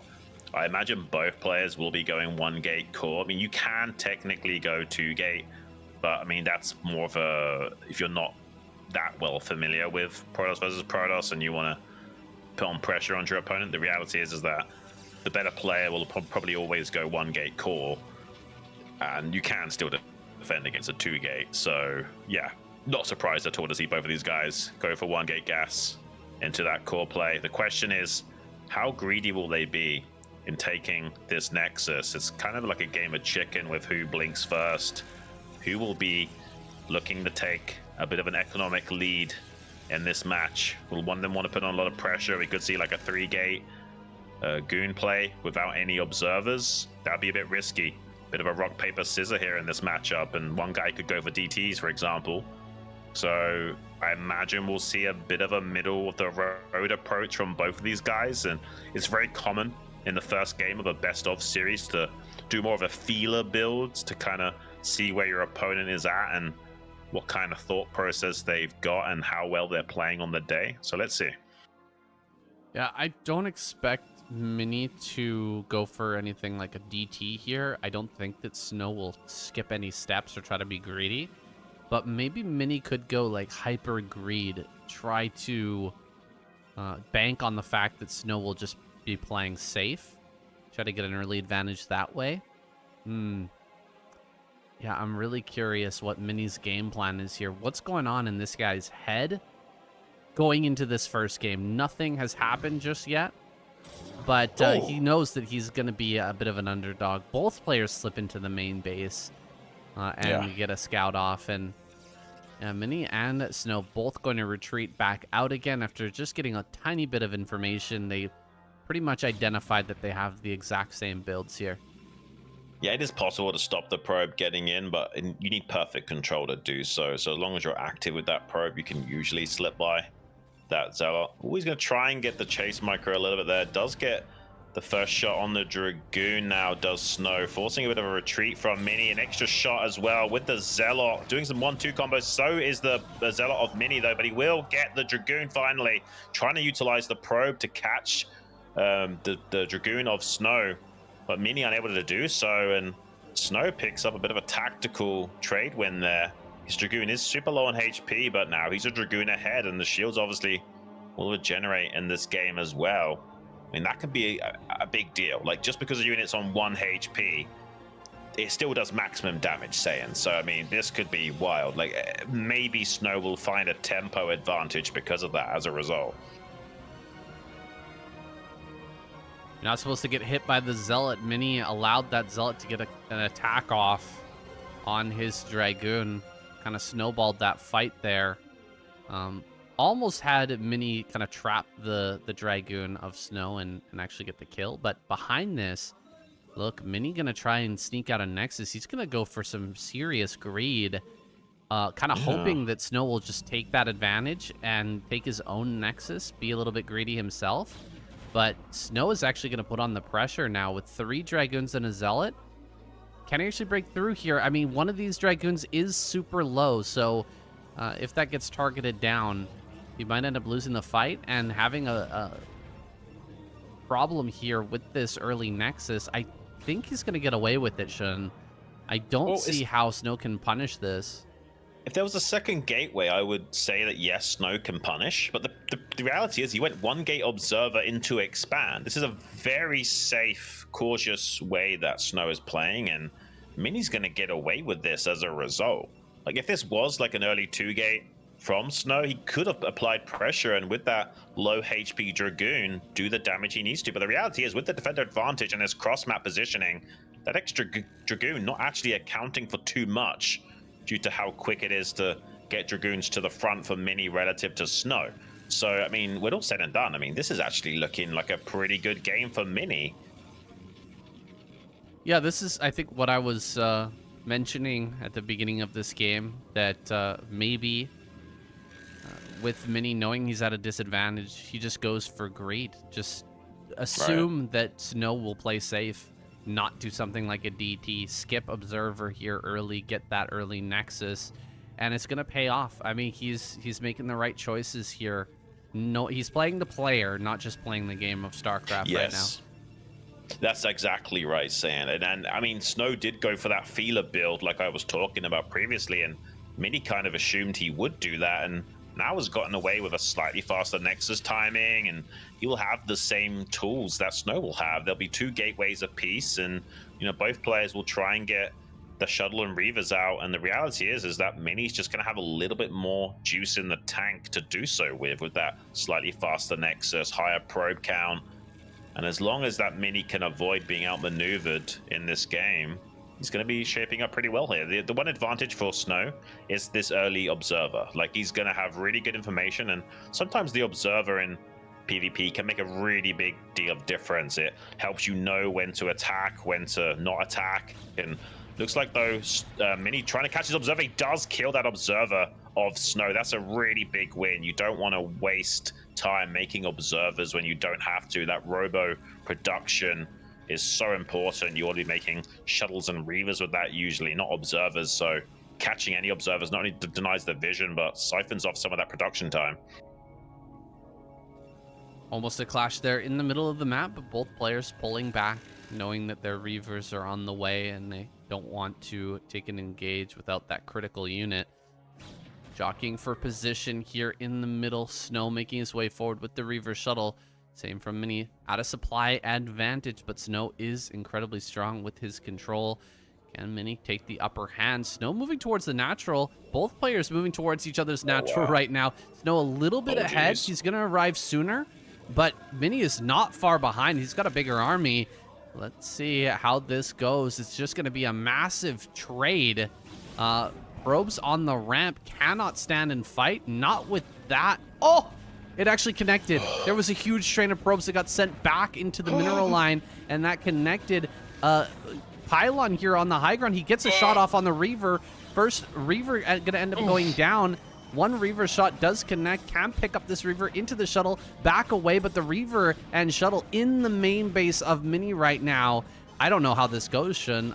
Does anyone have the ability to get a DT out? I don't think so. Well, Snow was no, they don't. Well, Snow was holding the ramp a little bit better than Mini temporarily. So Snow has won the trade initially, but that could change very quickly now as the Reaver starts to ravage the probe line in the main base, equalizing supplies. Snow in a lot of trouble, losing pretty much all of his probes. Mini had quite a few probes in the natural that were mining for a little bit extra time. So you can see a lot more banked minerals here for Mini, which means he can make a nexus in the natural expansion of Snow or something. So this base trade doesn't go too bad for him. He's killing most of the probes on the exit as well. Snow's not getting out with any of his probes, I don't think. I'm not sure if there's like one probe out on the map right now for Snow. I don't think there is. He has a shuttle coming back here. A couple of probes in the main base. Can he somehow get a probe out? It doesn't even matter. He's not got that 400 minerals needed to replace one of these nexuses. So Mini is ahead right now, both in supply and the bank, enabling him to keep making a few more scarabs as well as building a nexus eventually. Gonna bring the Reaver over here, maybe not to kill the Reaver of Snow, but at least to push it away so that he can get rid of some more of these buildings. It's a full-on base trade here. A shield battery gets made. He can't afford a Nexus now. Shield battery is crazy in this situation. Oh, he cancels something at home. Now he's got 500 minerals, so yeah. I'm not sure exactly what he was building back at home, but he canceled something. And, I mean, going for the shield battery in a situation like this is... I mean, it's either Giga Brain or it's completely ridiculous, but I'm not sure exactly which. We're waiting to find out here as he goes up the Nexus of Snow. He could kind of camp on the high ground, maybe build his own Nexus here in a moment. Dude, this is a wacky game. Maybe the kind of the one way, though, that Snow could lose. So I understand the thought process here for Mini. He has less Dragoons overall than Snow does, so he needs something to compensate. So we need a shield battery close to the ramp to help buffer and regenerate some of that precious shields. Because the reality is that Snow has 8 Dragoons, Mini only has 4. So this is going to be weird because there is a way that Snow can actually get up the ramp and punish this. But with a shield battery here, topping up the Dragoons and with the high ground advantage, might be a little bit tricky to do so. He's trying to snipe this Nexus. He will just barely get it. It does actually kill it, actually. That's got 6 HP on that Nexus. But as we can see, 5 Dragoons on the ramp with that shield battery versus the 8 Dragoons and Zealot of Snow on the low ground. But with that shield battery, kind of makes the difference. He's trying to see if he can get an elevator, a Dragoon in the main base with a Zealot to help support this Reaver on the ground. Here come the Dragoons trying to pounce up onto the ramp while they still can. Some shield battery regeneration going onto those Dragoons. Can he snipe the Reaver? Yes, he does. Snow has sniped the Reaver, has still got his shuttle and Reaver as well. Mini in trouble, gonna have to tap out. And Snow clawing his way back from death. Unbelievable. Mini is tilted. What? That's crazy, Xun. I can't believe Mini didn't build anything on the ramp to prevent the Dragoons from just running up like that. There was already 2 pylons at the top of the ramp, but he didn't build a shield battery or anything to block him, and just running straight up that ramp, getting on top of the Reaver like that. A big mistake from Mini. Snow clutches it out. I actually thought that Snow was going to lose that game, man. I really did. When I saw the trade back and forth, when I saw the army in Snow's base with that 400 minerals, all the probes are, not all, but a bunch of probes escaped there for Mini. It was a dire situation, but Snow still made it work. How can you not be tilted after a loss like that? I'm getting those nerd chills saying that was seriously sick that Snow was able to win from that position. Mini had a good game plan, but trying to save too many minerals for Scarabs and the Nexus came back to haunt him and just wasn't able to keep on top of things. We're going to be jumping into the next game now, though, guys. The ASL Season 20 Group C, game number 2, Snow versus Mini. And the map, it's going to be Dominator. Let's get it on.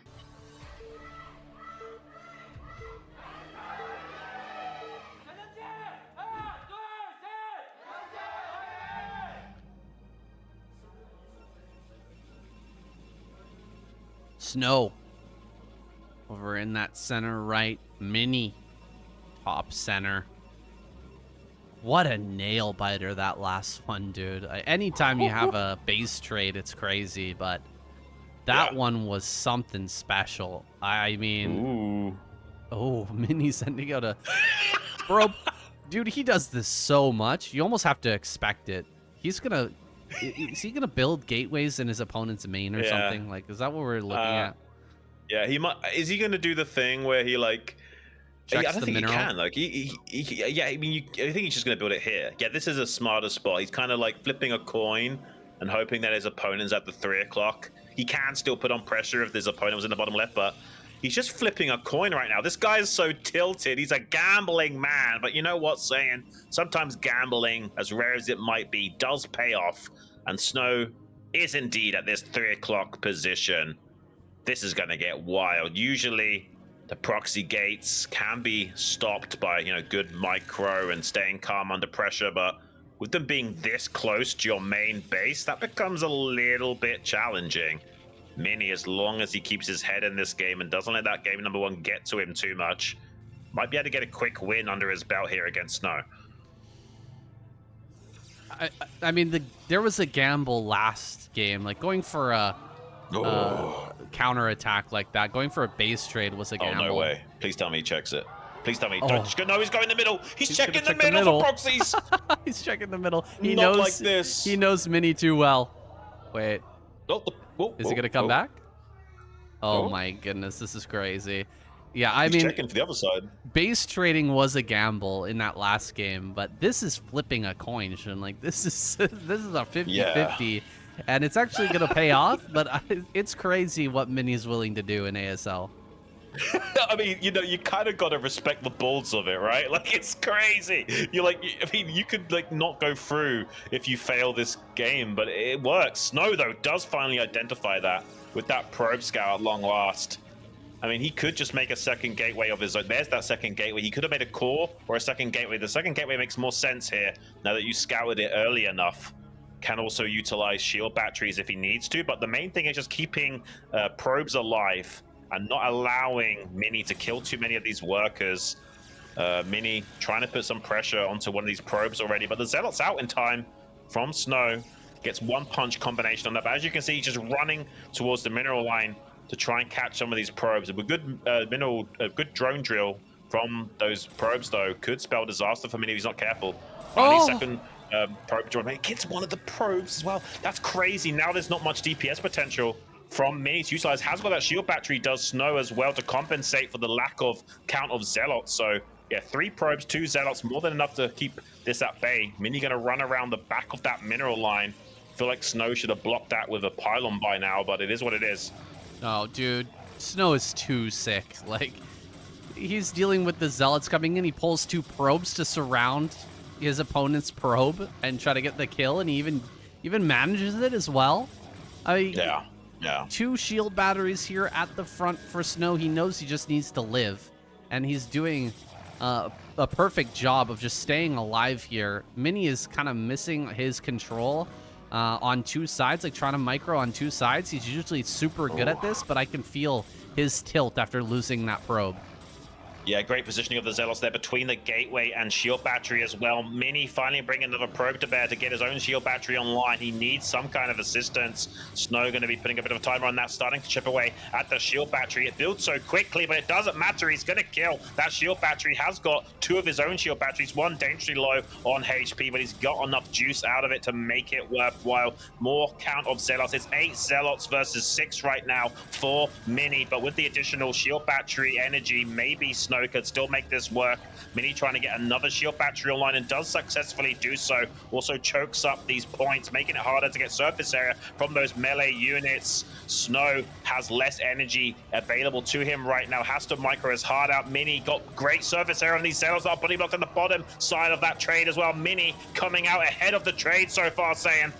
Oh my goodness, this is so crazy, Shun. Look at how many shield batteries there are. There's 6 shield batteries. This is more shield batteries than you'll see in like 500 games. You play 500 games on ladder, you're not going to see this many shield batteries. In the game. Yeah, it's absolutely. Crazy how many shield batteries. He's still adding more. He's still adding more, and he's actually doing it. I mean, it's a hard thing to hold. I think Snow did a fantastic job. The gamble pays off though, and it looks like Mini's gonna take the second game. I mean, this is crazy. I mean, I think there's a lot of low HP Zealots for Mini. Maybe Snow can kill those. I don't think so. I think Mini's got it. It is kind of crazy. ASL never ceases to amaze us, saying finally the tap out from Snow. Mini not happy with winning though. You see that emotion from Mini? He won the game and he's responding that negatively. And you know what? If Snow does close out this final game against Mini, I give Jaedong even more chances of breaking out of this group. If he faces off against Mini in the final match after taking down Sharp, we will have a tilted Mini versus a tyrant Jaedong, and I think Jaedong could get revenge in a best-of-3 series. We'll have to see what comes to pass, though. Mini is still in this. He could find a way of dismantling Snow in this final game. Will be coming up soon. Yeah, you know exactly why Mini was shaking his head there. Losing the probe when you're trying to do an attack, like he built the pylon and then he lost the probe. It's such a key part of that attack, but he managed to bring the second probe across and still made it work. Props to him for pulling that off against Snow. Can't do that again, though, I don't think. I mean, you could try. Maybe it would work, actually. Like, just never expect some play like that. But Snow will be on guard. He's going to be searching. He was already on guard, right? He sent the probe out early to check everywhere and ended up finding it. Was not able to pull off the victory, but he did some excellent control in those fights regardless and made it a very close game. You guys can't hear it right now, but there's some Doom Eternal tier music playing right now, definitely encapsulating the craziness and the intensity of this round of 16 insanity that we're witnessing here. That was like 6 or so shield batteries, literally the most least made building in the entire game, and we saw that many of them on screen. That's just a testament to how crazy the ASL Season 20 is. Both players making sure they're as calm as they can be going into this decider match, guys. This is going to be really intense. ASL Season 20 Group C final game between Snow and Mini, and the map, guys, if I'm not mistaken, is going to be Radiant. Let's get it on.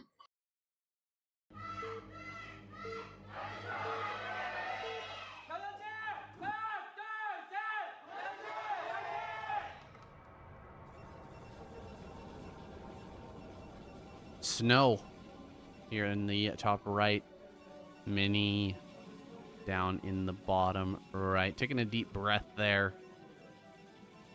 He managed to win with that gamble play, flipping coins. Is he going to continue to do so? I mean, the trend is probably going to continue. That counterattack was a coin flip in the first game, and it almost paid off. I mean, it was so close to a win there for Mini. He had the advantage. He had the money. He had the probes. He should have been able to win that trade, but Snow snatched victory out of the jaws of defeat. Yeah, I mean, we talked a little bit how good Snow is in these mirror map scenarios, and the reality is that you got to be really on your toes at all points in the game against this guy. No matter how good your position is, he'll find a way of isolating a win condition against you. Mini got a little bit lucky in that game number 2, guessing right with that coin flip.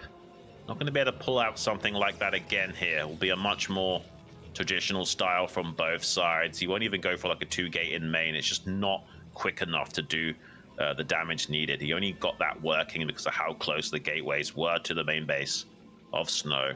Unfortunately, he won't be able to pull out something like that again. So we'll be seeing a one-gate tech play from these two gamers here.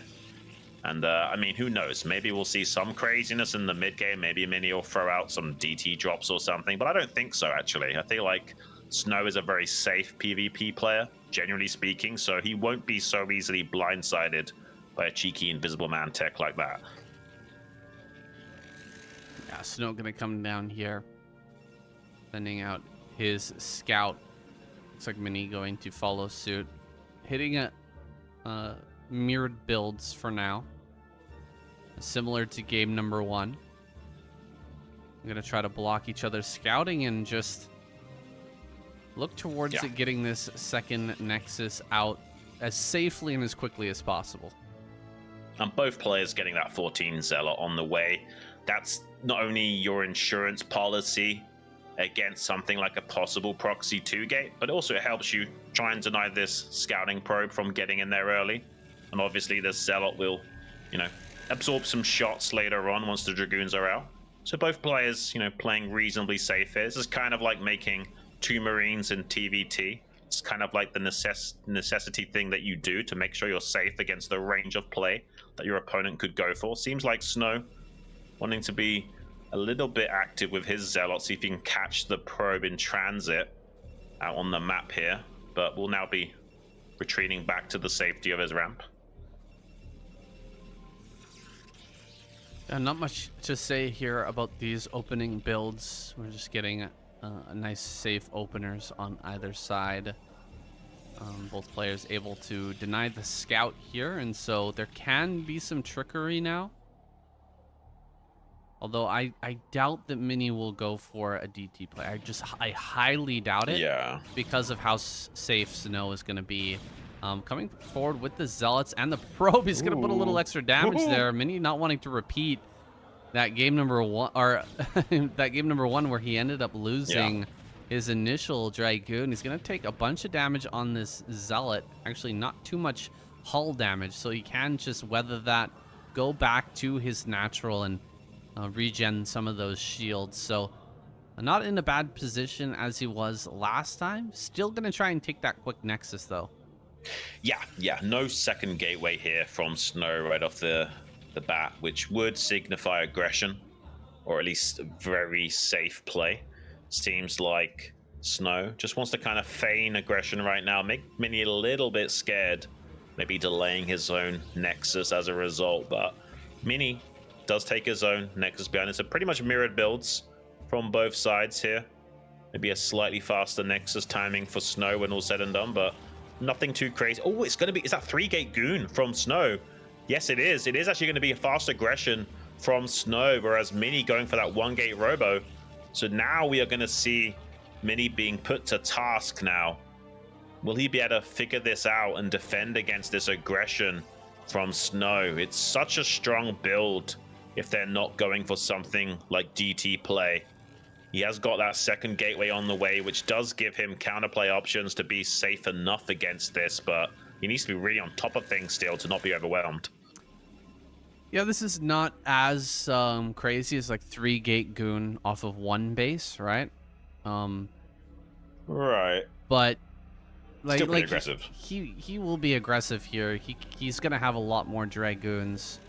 Nice. Oh man, come on. All right, there we go. Probes making their way to that natural.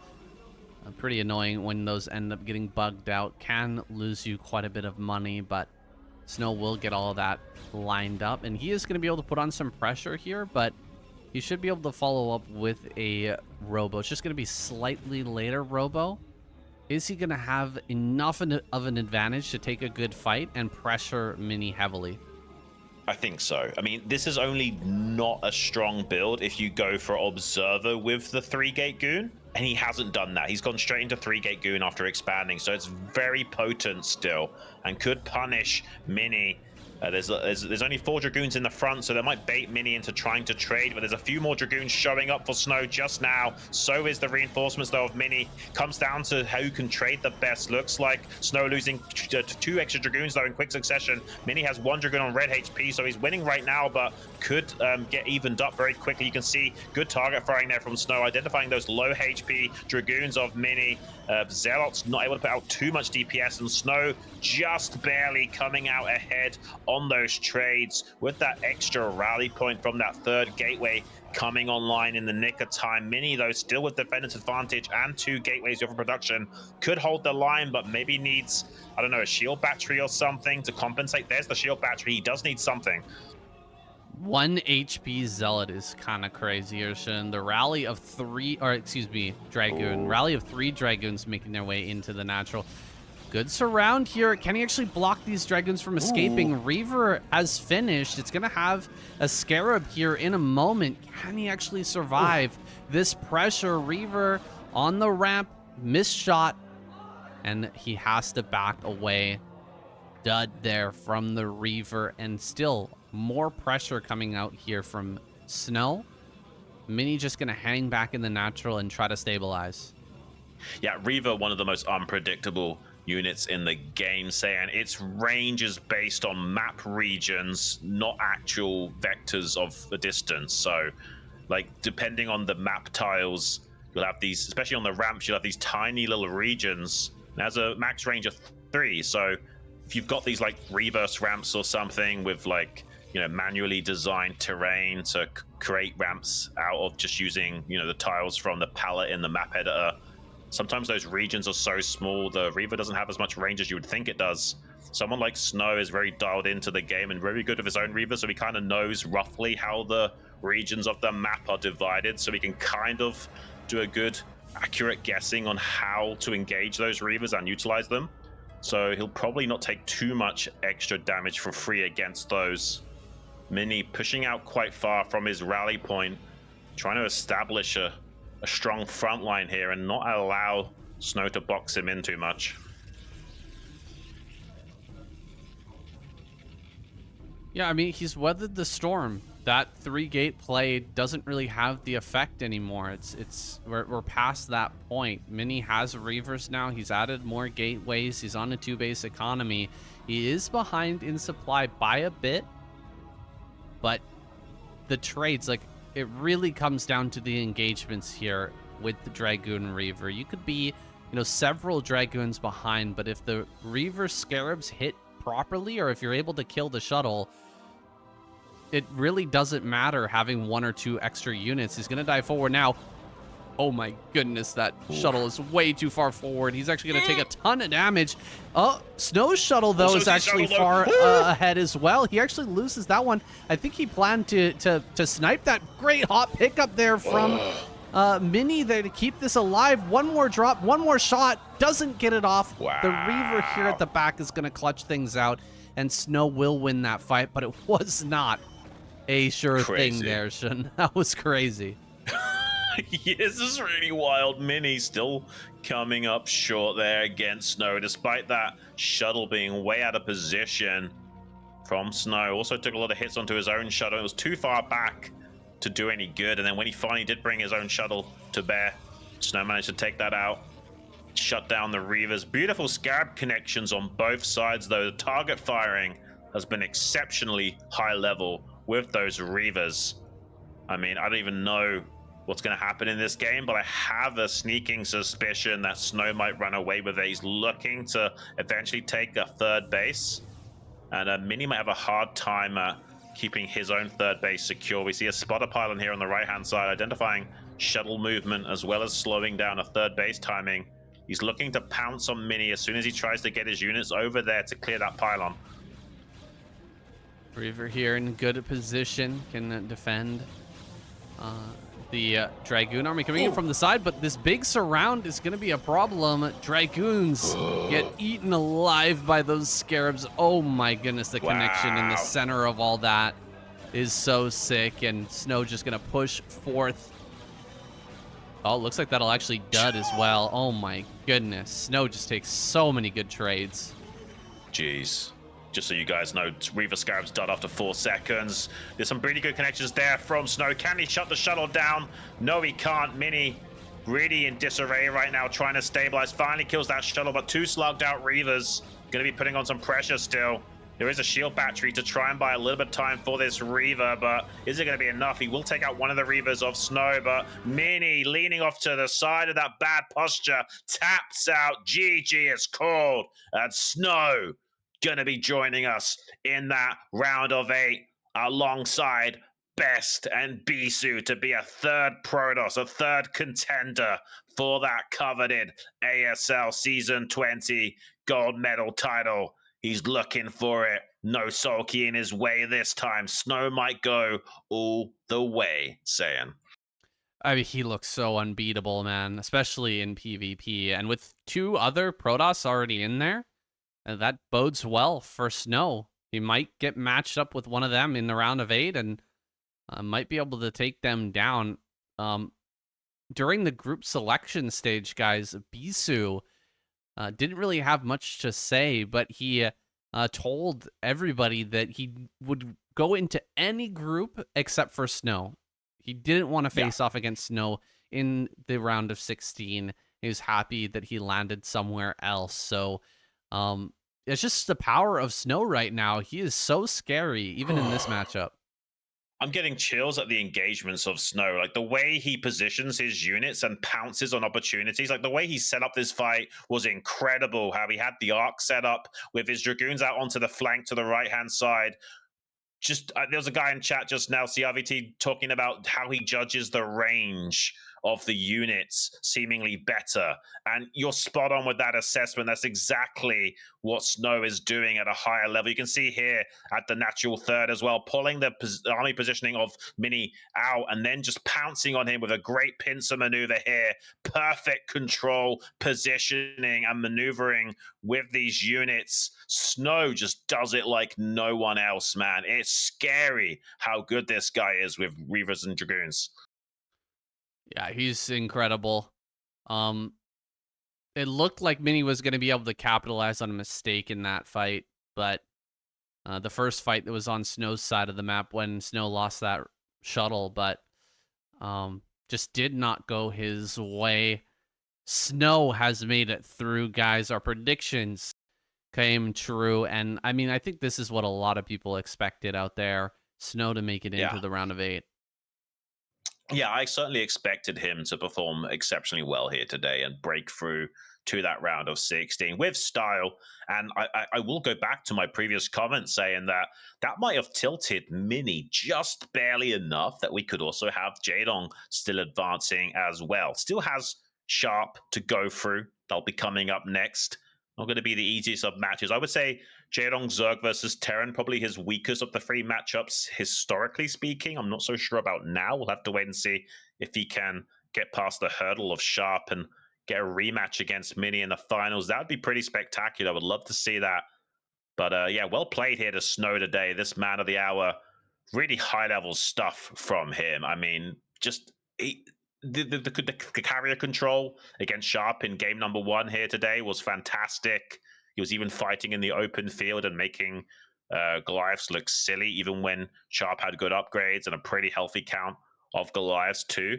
His decision-making is almost unparalleled, and we saw that as well against the game number 1 of Mini, that base trade scenario. I mean, keeping your head in the game at that stage and figuring out exactly what you need to do to win is so exceptionally difficult. It's a very weird niche scenario that was created with Mini having mineral advantage, probes in the main base of Snow, 400 minerals to remake that Nexus, and the high ground advantage as well as a shield battery, but only 5 Dragoons to the 8 of Snow, and Snow was able to outmaneuver Mini there, pulling his Dragoons aside with a Reaver Dragoon Zealot combo in the main base, distracting Mini long enough to quickly pounce onto that high ground and clutch victory from the jaws of defeat, like you were talking about, saying. Just really exceptional stuff from him. Very deserving of that round of 8.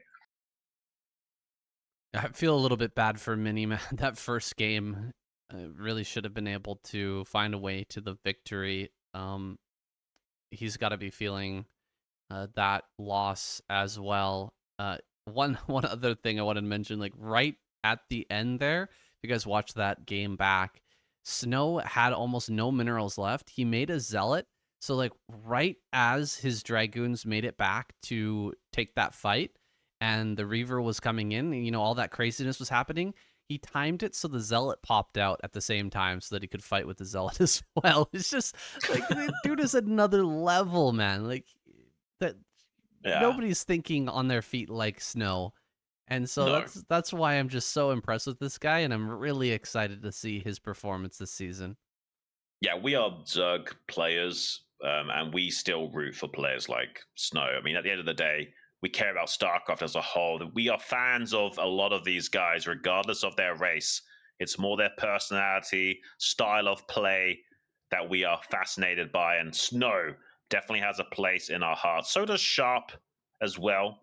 That guy could surprise us by being able to, take down Jaedong and get revenge in the finals. He's not had the greatest of time against Mini as well in previous history, so it would be cool to see Sharp in the round of eight. He's certainly a contender. We talked about it. He's gotten a silver medal before, so he's certainly capable of going all the way himself. Though I still favor Jaedong going forward. He's just been playing monstrous. I feel like he got a little bit blindsided by Mini in that match number one, and I would personally really love to see a rematch between Jaedong and Mini in the finals. Yeah, that would be cool as well. We'll have to see what kind of shape Jaedong is in. I mean, what we've seen from him so far in KCM and other places is how scrappy he makes games versus Terran versus Protoss. He has this ability to perform in just the weirdest situations, and he oftentimes puts the pressure on in such a way that it forces these really awkward exchanges between himself and his opponents that uh, lead to some of the most insane, interesting matches, but also to a lot of Jaedong victories. Like he's very good in those awkward situations, and I think that's why he forces Yeah. them on his opponents, just beats them with experience in those kind of weird matchups or what weird situations. Right. I mean, I really do like Sharp. I know you've even had the pleasure of seeing him in person, and he's a cool guy and all. But I really do want Jaedong to go through. Saying I'm just gonna admit it, guys. I'll be rooting for Jaedong against Sharp, despite loving both of those guys. And yeah, to be honest with you, even though I'm a big fan of Sharp, I've been a fan of Jaedong for many more years, and it's kind of special that we have this Tyrant Zerg able to still perform at such a high level. We've talked about it before, how we thought a lot of these guys that, as soon as they got to their late 20s and beyond, that they just wouldn't be able to handle keeping up with some of these younger guys. But it actually seems like experience wins out in StarCraft, as long as your hands are still moving at a reasonable level. And most of these guys still playing with 300 plus APM, so all good there. And yeah, the experience, the amount of patience they've had from playing thousands of games, the composure on stage, everything kind of encapsulated into still being able to be some of the best gamers on the planet, regardless of age. You're right about that, Xun. Age does not matter, it seems, in the game of StarCraft. Experience is king, and a lot of these guys have been playing at the highest level since the Caspa era. Guys, we're going to a commercial break. 3 minutes, and then we'll be right back. Some more ASL action.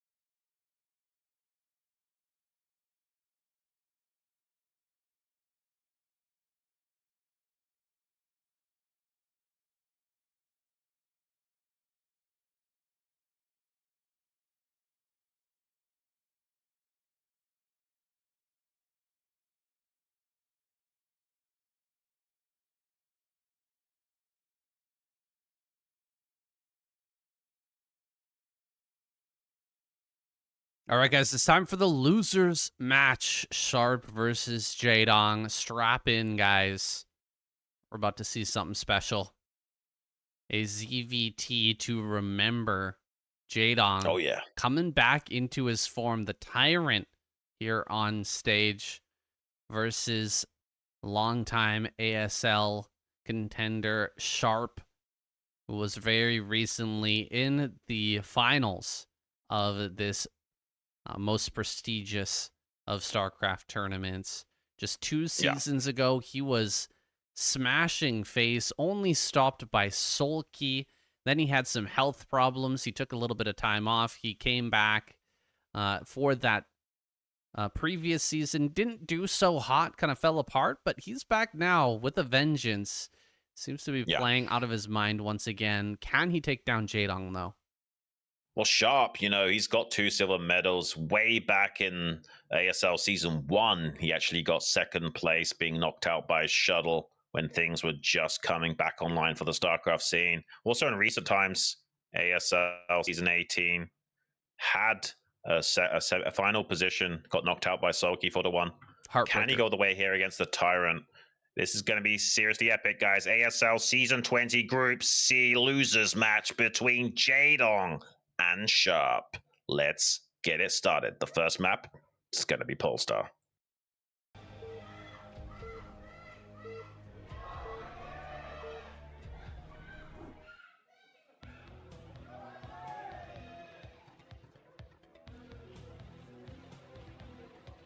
Jaedong over here in the bottom left. Sharp top left vertical spawns. Somebody get that girl in the crowd a cup of tea. I know that sounds like she's losing her voice, man. It's definitely something I've been dealing with as well. Losing my voice in some of these series. The round of 16, honestly, is the hardest part. So many long games. And so we really appreciate you guys sticking with us through even the PvP. It actually turned out to be one of the best PvP series we've ever seen. That was about as good as it gets when it comes to PvP, Xun. Oh, we got the 6 racks from Sharp to kick things off. Wanting to really put the pressure on, hoping that it's not cross-map, and it isn't going to be cross-map, so maybe he could catch Jaedong off guard with this, but the Overlord scouting in the correct direction for Jaedong as well. Might be able to identify this quickly enough to avoid disaster here. So I would say second best for Sharp. Like, he would rather the Overlord, he'd rather Jaedong be in the top right and the Overlord scouting down to the bottom right. So second best situation here for Sharp. Might still be able to do some damage with this. We'll have to wait and see. Looks like it is going to be 12 hatchery from Jaedong, keeping his chances alive. No early safety pool from Jaedong, so let's see how quickly this Overlord can spot this. Well, he's going to see it, but the Overlord might get scouted as well. If he sees the Overlord, he knows. I mean, he's sending down towards the bottom left already, so it looks like he's going to be able to scout first. Second, SCV is out on the map. He hasn't seen it just yet. Gonna turn. Yeah, he sees the Overlord now. Gonna turn the SCV. When will he see the barracks? He's getting so close. I think he's just seeing it now on screen. And the Marine has gone around the outside, but it's been revealed. This is going to be a problem here for Jaedong. He has to block this with drones. Right. Gets 3 hits on that Marine already, softening up. Just 5 more connections. The Hawk Tour to finish off that Marine now. Trying to get some SCVs to the front to set up that bunker. Weakened drone, retreating to safety. Trying to intercept these Marines with 2 drones, but 2 Marines bodying those drones would be a problem. So he's going to try and siphon those drones off to the side, get them ready for a flank later on. He's got 7 drones here with 2 additional on the way. He knows when this 3rd Marine shows up, he needs to get a good surround as quickly as possible before that bunker can come online. 2 drones now, putting a little bit of pressure onto that building SCV. Will Jaedong just go and intercept this 4th Marine? I think he will. That's not a bad idea, but Sharp pulling his Marines back to fight against that. Keeping Jaedong at bay for the time being, keeping his hopes alive now as he tries to finish up this bunker and leapfrog another bunker towards this building's creep colony.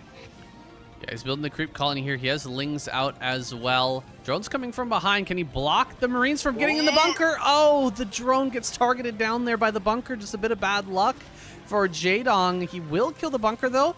Can he get into the second bunker? The second bunker is going to finish. He jumps in. Only 2 Marines make it in, though. Can he actually hold this? I think he can with the finishing sunken colony, but damage has been done. Was it enough? Well, I don't know. I don't think so. I think that Jaedong, despite being quite behind in supply right now, this is a really good hold. I mean, don't forget this was a 6 racks, not an 8 racks. So heavy commitment from Sharp, hiccuping his SEV production, as well as taking 2 SEVs off the line to put pressure on. Maybe Jaedong could do some counter damage as well. Zerglings poking into the natural expansion. The bunker's not finished yet. 5 Zerglings could definitely kill an SEV or 2 here. Does pick up 1. Didn't lose a single Zergling for that 1 SEV kill, and that's a great way of compensating this position for Jaedong.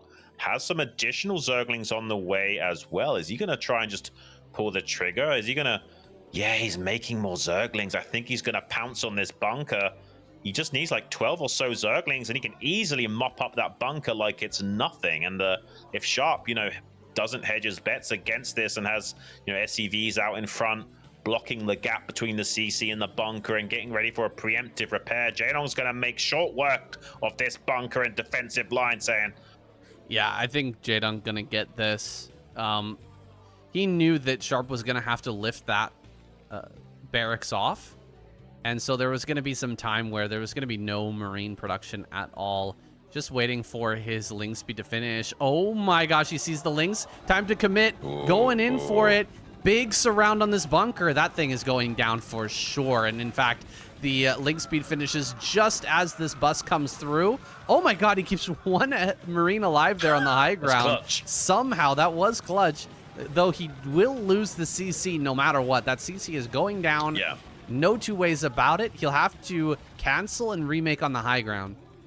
I mean, he's not dead yet, but he did stop himself from dying immediately to Jaedong. He has a tiny chance now of coming back in this game. It's still going to be really tough for Sharp, but his win percentage is more than 0 now after keeping that 1 Marine alive with 5 HP. Extra DPS on the ramp with the SEVs blocking gives him a little bit of chance here, but Jaedong probably still going to be able to break through these SEVs and kill these Marines, unfortunately for Sharp. It was a nice attempt from him, but the Tyrant looking to pick up a quick game here on Polestar and propel himself with tempo going into the rest of the series. Bit of a head tilt and a sigh there from Sharp. He knows it's over. He's going to have to tap out here, just processing the loss and thinking about game number 2, talking to himself a little bit, trying to compose himself for the future games. He's going to have to keep his nerves in check against the likes of Jaedong going forward. He's lost too many SEVs to recover now. Yeah, he's down to 9 supply. It's a done deal here as the layer gets started behind this for Jaedong. Sharp just didn't think he was going to commit there. He didn't think the Lings were coming, and then he didn't think that there were more Lings coming in behind that attack. He pulled a lot of SCVs back. If he had, 4 SCVs at the front there rather than just the 2, it should have been a pretty easy hold for him. Now he's in a situation where his win percentage is somewhere near 0, and so he finally will tap out. GG, on to game number 2.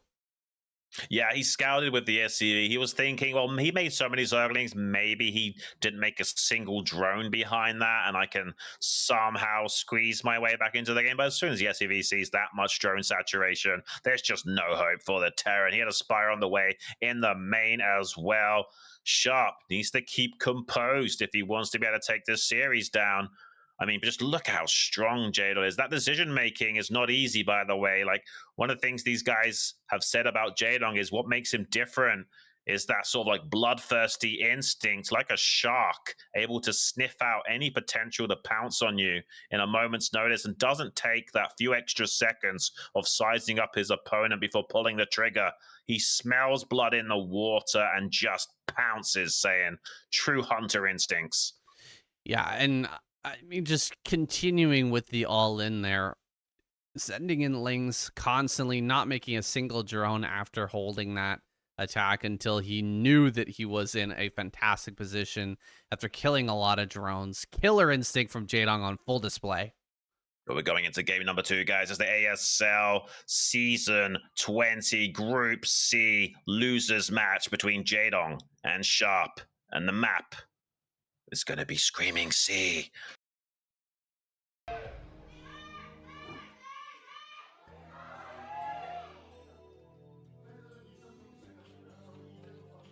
Jaedong spawning in top right. Sharp bottom left. And we saw a game recently with Sharp on this map playing, I believe it was versus Hero. Is that correct? When he went for the drops into the main and got kind of shut down. Or was that Larva? I might be getting the games messed up here, guys. We've been casting so much recently. Shun and I doing a ton of duo casting and me doing a bunch on my own channel. Lava's game was the one where Lava was the guy going for drops and taking all the islands and smashing face with Ultralisks popping out. You're thinking of who was it? I don't know either. Yes, I think so. Yes, it was one of those two. Yeah, this is a map that leaves a lot of impressions, guys. Like, this is a very memorable map for the games that we get to see here. I love the way the map makers have added in a bit of crazy, just a sprinkling of crazy into each of these maps to give them some of that X factor without making it too wild, where we kind of know that it's always going to be a wild game.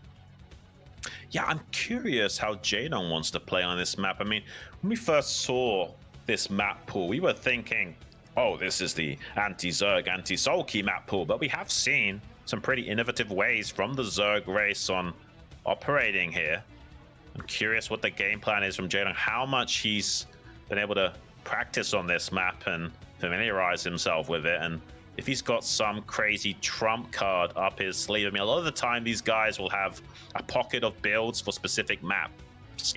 If I'm not mistaken, according to the recent Ginger video, that build that Effort did, where he did the proxy hatchery on Radiant with the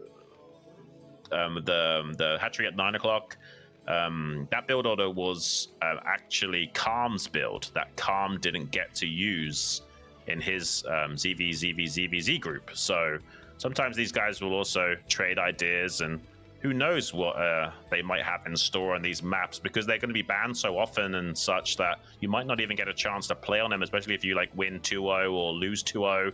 You might not play on the majority of them, so they might be, talking behind the scenes and giving each other some ideas on how to approach them. Yeah, it's a big hidden part of Brood War is just how much communication goes on between the players and how much they are sharing information, practicing builds together. The practice partners are such a massive part of success for any of these players. Sharp has managed to get away with a CC first. This is not at all unexpected. This map has kind of tilted towards greed a lot. It's either just a super greedy play from the Terran player, or it's going to be some sort of 1-1-1, really fast Wraith to go out and deal some damage with a Vulture, trying to get in there as well. This game, Sharp's going to go for possibly a Valkyrie Rush or Crazy Terran getting directly into vessels. We'll see which one. Yeah, we've seen both on this map, right? It does seem very popular to be very teched out no matter what you do. And we've seen the fast vessel, Crazy Terran, and we've seen the really fast Valkyrie build. Jaedong trying to sneak in a little bit with that Overlord and identify what variation he'll be up against. Meanwhile, Sharp has got that SCV scout alive, sees the Spire timing, so we can be pretty sure of what Jaedong's plan is. I mean, you can pretty much assume in this modern era that it will be some based, 2.5, 2 hatchery Mutalisk play, but you need to confirm that. I mean, there are going to be, one game in 10 or one game in 50 where they pull out a random lurker build against you and try and bowl you over. No, it's going to be the 2-port Wraith, saying you don't always see 2-port Wraith off of expansion, but in recent years, it's become way more popular, and mainly because the Zergs just don't expect it.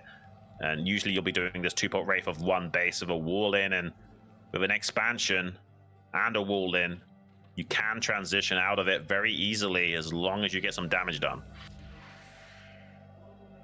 Yeah, this is gonna be an interesting game, guys. With the Wraith play, you can potentially catch these mutas across the map because you know Jaedong's gonna be coming over here with a lot of mutas early on. Try to put on that pressure.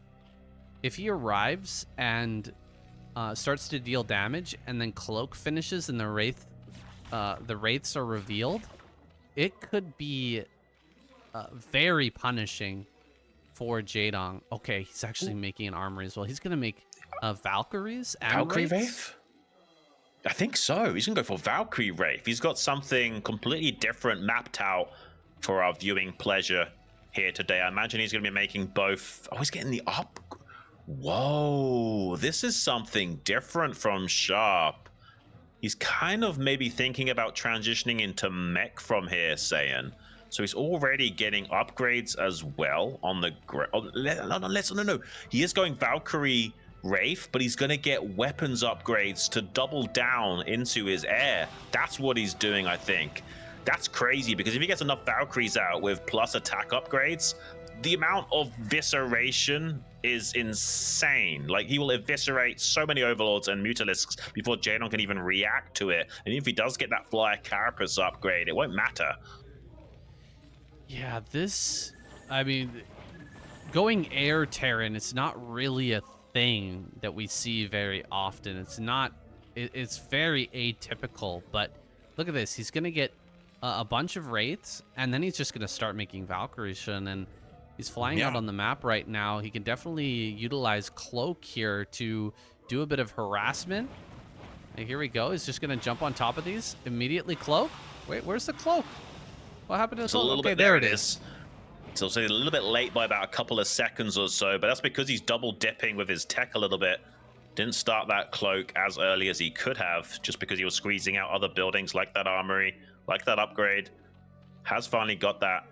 Now he's going to be kind of like throwing Jaedong a bit of through a loop here, making him think it's that 2-port Cloaked Wraith play. But really, there's a Valkyrie follow-up behind this. Jaedong will be feeling a bit confident with these spread Overlords on the map. He'll want to use them as active observers to reveal those Wraiths. We can apply a bit of pressure and retreat to the safety of those Overlords. But the reality is eventually those Valkyries are going to be brought to bear and completely surprise Jaedong, as well as a bio transition. 3 Valkyries have been finished thus far. As soon as he gets 4 or so with a plus weapons upgrade, it's going to be really crazy. Jaedong's going to dive in a little bit, sees the bio transition, but I don't think he saw the control towers on those starports or the armory to know that this is going to be a Valkyrie play. Here he does. He sees it now, though. He was going to see a massive volley from those Valkyries softening up. He's trying to look for the second volley. Doesn't get it, though. Wow, all right. Decent damage there to start. Sharp avoids much SCV damage, importantly, as well. The follow-up is going to be pretty strong here. Mutas are just flying around kind of like paperweights at this point. They can't really do too much. Not with that much anti-air. 2 Valkyrie 3, 4 possibly at this point. And once he gets to 5 or 6... the amount of anti-air, it becomes absolutely ridiculous. Just so many missiles come out, and he's got +1 done already. He's got +1 done on these Valkyries. Yeah. Dude, this is going to be absolute evisceration if Jaedong gets anywhere near these units. And, I mean, he could try to connect with Scourge, but it's going to be very hard. I mean, with that +1, those Halo cluster rockets absolutely rip through anything in the air for Zerg. Saying he's trying to transition now, got the Hive on the way, as well as an Evolution Chamber. He's got obviously that 3rd gas churning away as well, but with this full-on bio transition from Sharp, as well as those +1 A's. Oh, can he intercept the Scourge? Massive connections! Takes him down to just 3 Valkyries. Managed to kill 2 of the Valkyries. and a couple of the Wraiths trying to pounce on the last remainder, forces some Scourge showing up as well to try and help get some moving shots on that and zone out the Valkyries from being able to shoot. He might lose one more Valkyrie, does find a connection there, can't quite kill off the other Valkyrie with the Scourge, finishes it off with a turnaround with those Mutalisks, but manages to kill the majority of those Mutas on the exit vector as a result of trying to finish off that Valkyrie. But he has shut down most of the potency in the sky for Sharp, at least for the time being. Those Valkyries are super expensive despite building so quickly, so has taken a little bit of the wind out of the sails of Sharp, at least for the time being. I can't believe he just flew into that. It's crazy to me, Xun. Look at this. Lurkers on hold position. He scans past he's them. faked out.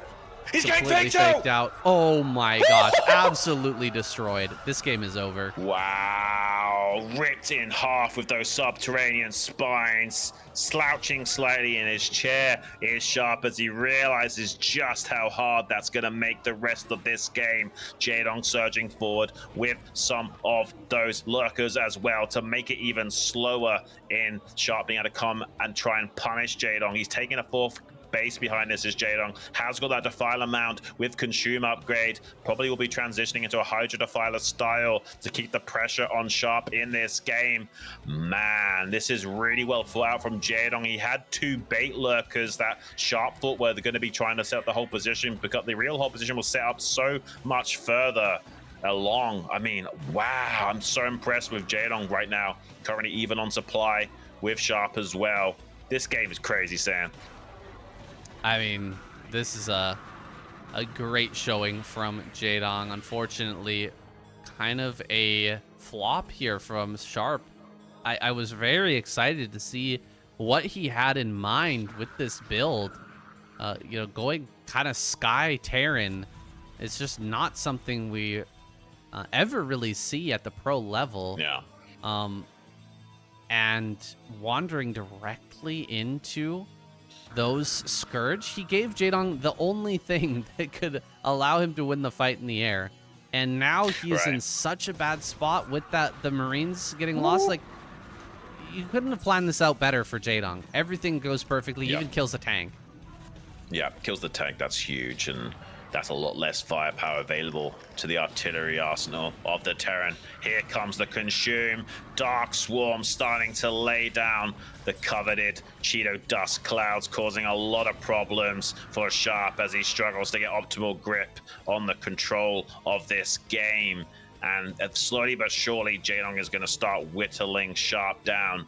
Sharp has got a couple of drop ships to try and put on some counter pressure, though. Maybe he can get into the mineral lines of Jaedong. It could spell disaster if Jaedong is forced to focus so much on this front line engagement that he doesn't catch these drop ships. There are a few pairs of Scourge out on the map and a good spread of Overlords, but not perfect. There is a world where these drop ships somehow thread the needle and get into one of these expansions of Jaedong and cause a lot of damage. Well, it seems like there's only one way through. That would be up towards the top left and then around to the third base. Maybe he can make that work. He's going for it.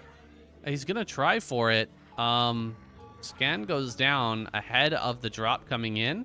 Hydras are gonna be pulled back a little bit. It seems like he hasn't actually noticed it yet. Here comes Scourge. They're not gonna be in time. Does lose one of these drops, but manages to get something going here with this attack. He's gonna run right past this one lurker. Oh man, he could actually get up on top of this base now, running all the way by with all these units. He's actually lost quite a bit to make this work, and Defiler's chasing him down, but the plague right in the middle of this army is so brutal.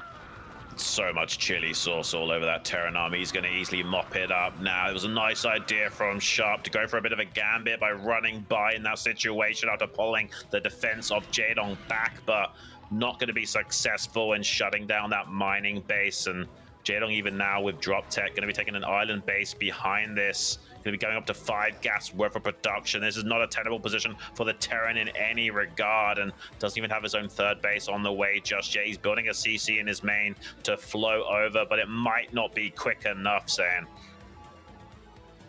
Yeah, it's looking... it's looking worse and worse. He does save one of those vessels. Another drop coming in. Lot of Hydras here. Hydra's Defiler, a great way to close this one out when you have a great advantage like this. Just getting such good value out of each and every unit. The Plagues come through and the Marines will be killed off. Tanks are going to slowly move forward here, but the Defilers are still active, and the Dark Swarm will force this back for sure. Sharp all in on these two bases, and Jaedong happily, cozily sitting on a 4 base and about to be 5 actually with that island coming up.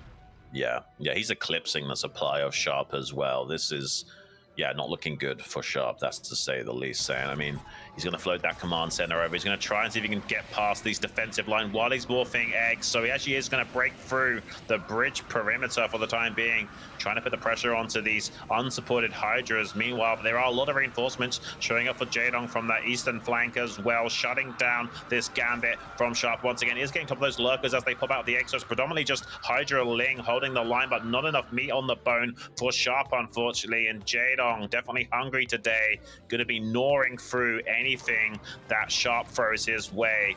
And so far, Sharp has not been able to muster much beyond a few morsels here today. So yeah, Jaedong might even still be remaining hungry for the rest of this series. Yeah, it looks like Jaedong going to be going through, but we'll let Sharp play it out. This is his tournament life on the line. He definitely deserves a shot here. Try to make this comeback. It would be an absolutely epic comeback if he managed to make it happen. He's got to shut down multiple bases, though, and starting with this island, just continuing to drop over towards that top center. I don't know if that's going to work out for him. Scourge are already tracking these drops. He is completely on top of it. Yeah, it's 2-1 armor to weapons upgrade for Jaedong versus the 2-1 weapons to armor upgrades for Sharp. Has a Nidus Canal connected to that island expansion to reinforce it if the Overlords do spot something incoming like dropships.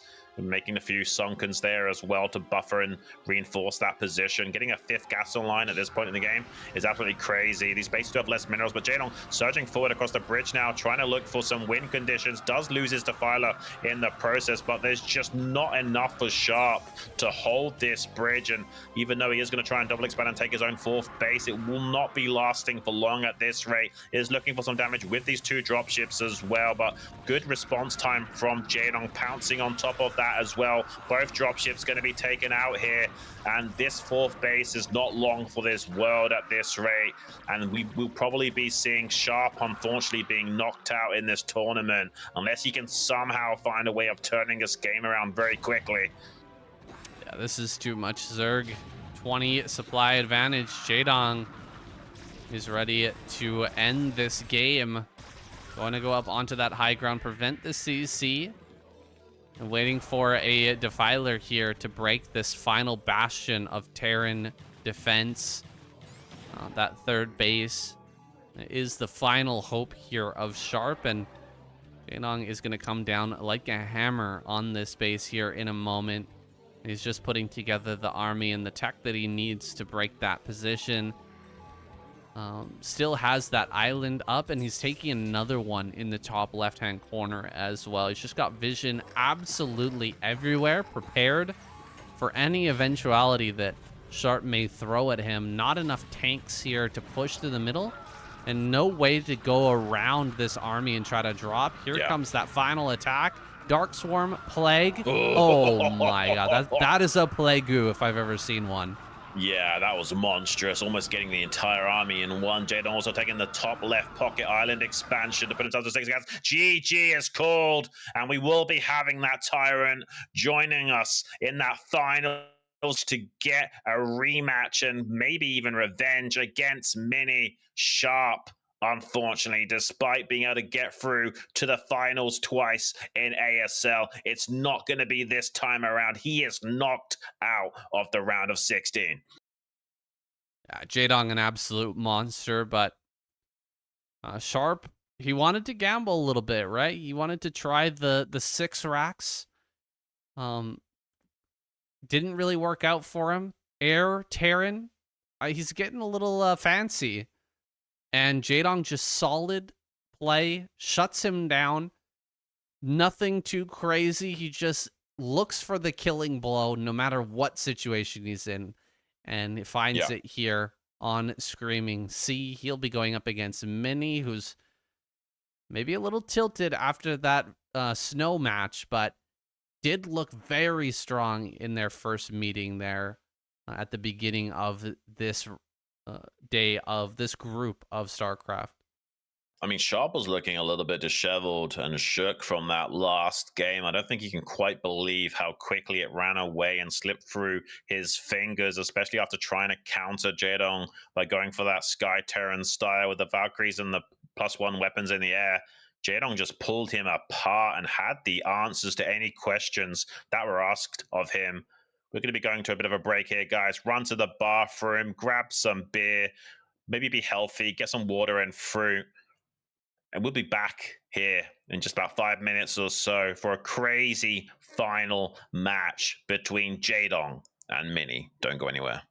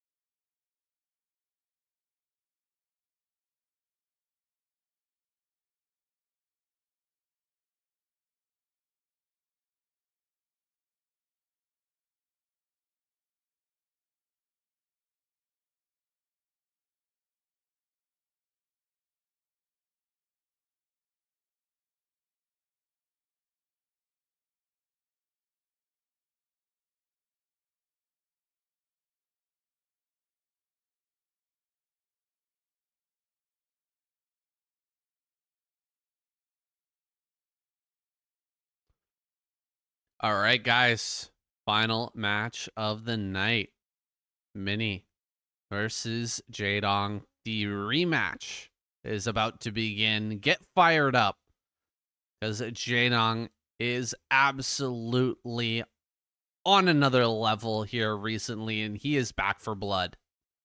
Yeah, and I really want him to get that revenge against Mini. And let's be honest, I said it before, Mini tilting a little bit in those games versus Snow might just be the clincher for making the Tyrant a surefire victor here today and going through to join us in that round of 8. We'll see though. Mini looks like he's in pretty good spirits for the time being. Might be fighting back strong here and able to slay the Tyrant that is Jaedong in this final match. Anything could happen in the ASL. I'm not going to be too surprised either way, but I personally will be rooting for Jaedong. I want to see this guy go deep in this tournament. No matter what, you gotta check the middle of the map here. Mini is just so prone to pulling out some crazy builds, and with the feeling of being tilted, he might do the same against Jaedong here. Well, it's the ASL Season 20 Group C Finals match between Jaedong and Mini. The game number 1 on Dominator. It's getting started now, guys. Let's get it on.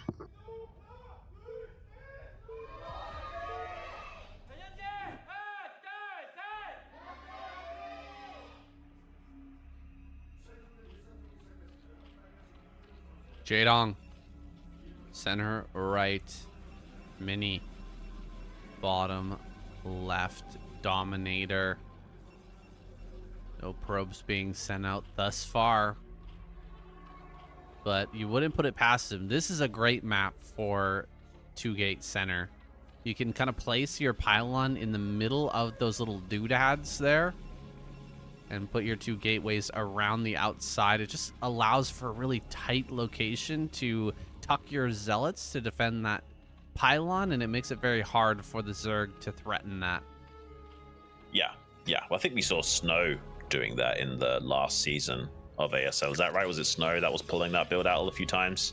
And this map, to be honest with you, a little bit Zerg favored overall, especially if you let them get onto those 4 bases worth of production. So yeah, not going to be seeing anything like that from Mini here today, at least on this map. But it is a very strong build, and might be seeing Jaedong check that center with a scouting drone or something, knowing about that possibility. And it's going to be a gateway expansion from Mini and an overpull here from Jaedong. Not surprised with that at all. I think overpull, the preferred build of many in this matchup. Just a very safe way of playing. Yeah, I mean, I understand wanting to be a little safe here as Jaedong. You don't want to take any big risks. You know that Mini is possibly up to no good. He's going to be opening gateway first again. This is how he opened in their first match at the beginning of this group. And so he'll once again be putting on that zealot pressure. It didn't work out too well for him initially, but eventually he found his way in with zealots against Jaedong. He'll have to clear up his defense and make sure that he takes it very seriously, because Mini is one of the best in the business at breaking open these Zergs with those early zealot plays. Can he get this hit? Oh, it's so close. It's so close. He's losing a few frames of movement. Yeah. You can see every time he's trying to attack, he lost like a few frames there, where the drone was ever so slightly falling behind the probe. He was really trying to get that moving shot off, not able to do so. Kind of crazy how good these guys are controlling their worker units. Not going to be able to shut that down, unfortunately. Has got a fast few pairs of Zerglings. I think that's 6 total. Trying to catch this Zealot in transit. Does kill that probe finally at the 6 o'clock, and has enough Zerglings to get an easy surround on this Zealot. If Mini's not careful, this could be huge for Jaedong. Pretty good surround, taking it down to low HP already. Will kill only 1 of those Zerglings. That's already a Zerg favorited situation. I love to watch the player cams whenever Mini's playing. He just throws his head back with his mouth wide open there as he loses that zealot. and the early probe. He's definitely feeling the pain of that. Will be sitting back at home now in a defensive posture. With this many lings, you can really start to put on some pressure now. Going after the gateway and forcing the Zealots to come off and contest. Is he going to get the good enough surround here to actually get one of these Zealots? He does get one, but that was quite a few traded lings. More are on the way here, but the 4th Zealot is now out. Yeah, he's looking to force a bit of a skill check here from Mini so we can get at least 2 Zerglings into the main base. Is successful in doing that. Usually the Protoss will have a probe and a Zealot blocking that ramp, but with the early Zealot snipe and the fast ling timing, was able to get in there, and was a bit of a weird situation. Even a shield battery coming up from Mini. He's feeling a little bit pressured now. He has no scout on the map, doesn't know if this is going to be a ling flood from Jaedong or not. If he just makes drones behind this is a lot of indirect damage from Jaedong, keeping a lot of pressure onto Mini and making him paranoid. There's nothing out onto the map to scout because of losing that probe to that drone.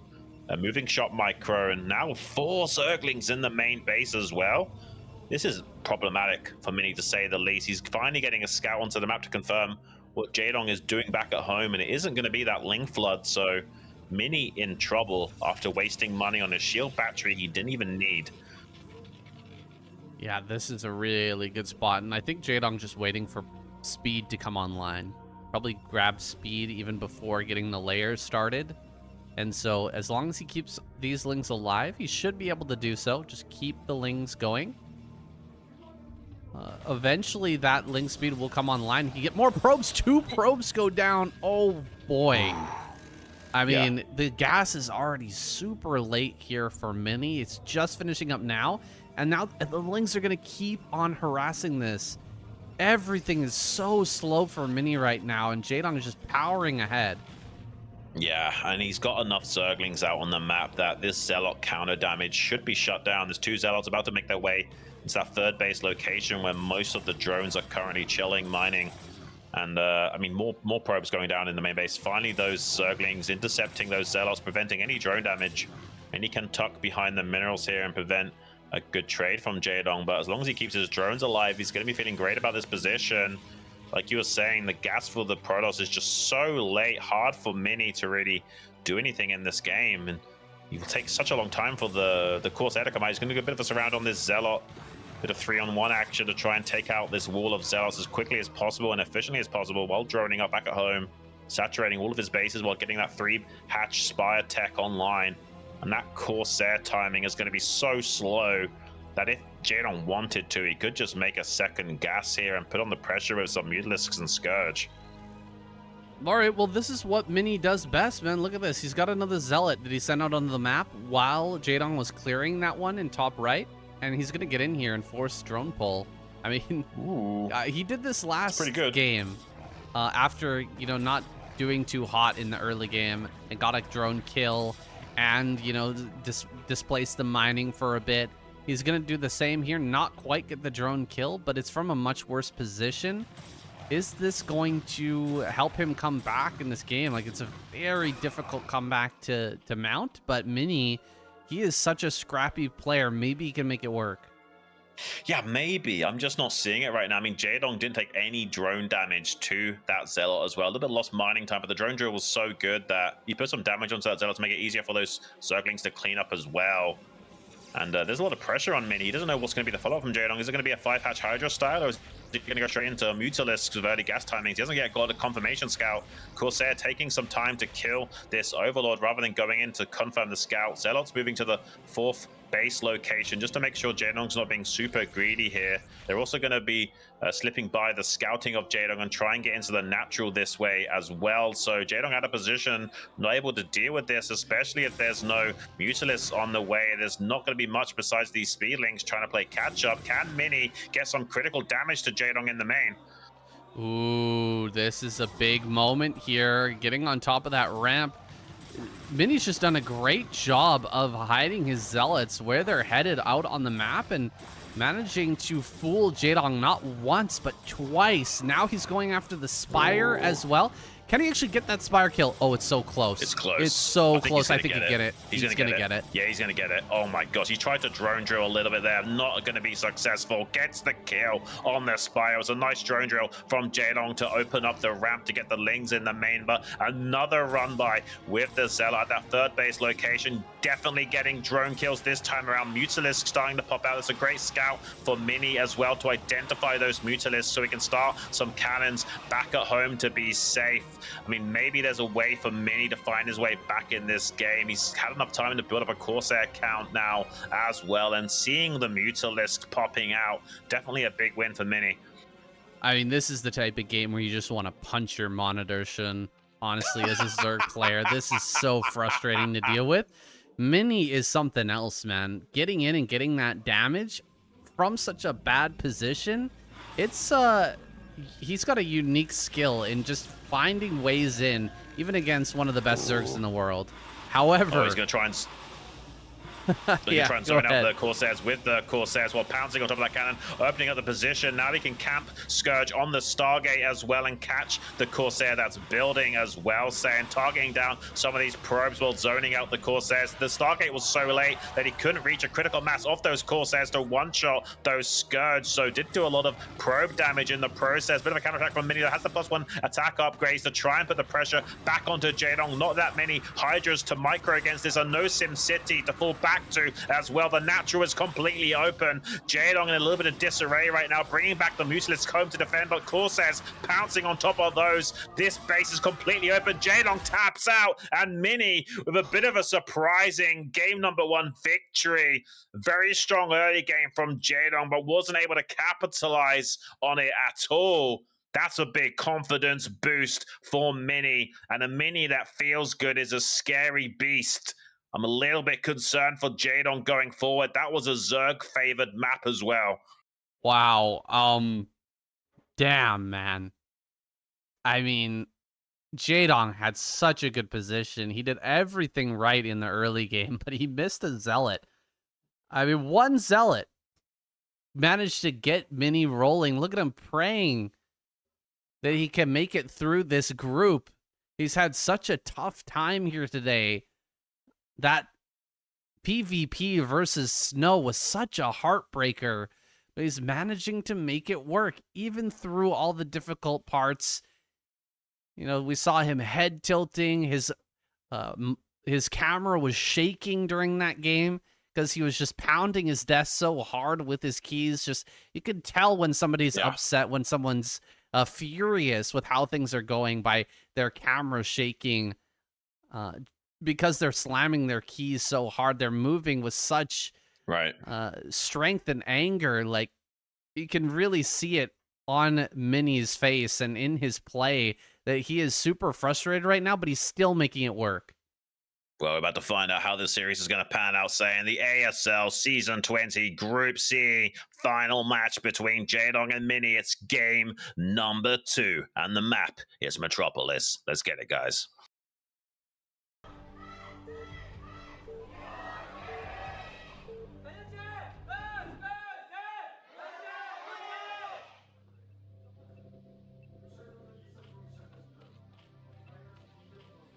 Jaedong spawning in the top left.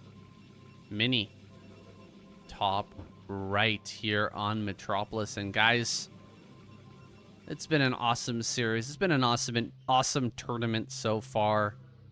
Yeah. And we've had some awesome support from you guys as well through our Patreon page, our brand new Patreon page, the Saiyan Xun duo cast over on Patreon. We thank you guys so much for that. And if you haven't yet and you'd like to support, go check it out. Even if you don't like Patreon, go check that page out. We've got other ways to support listed there, as well as a spoiler-free schedule.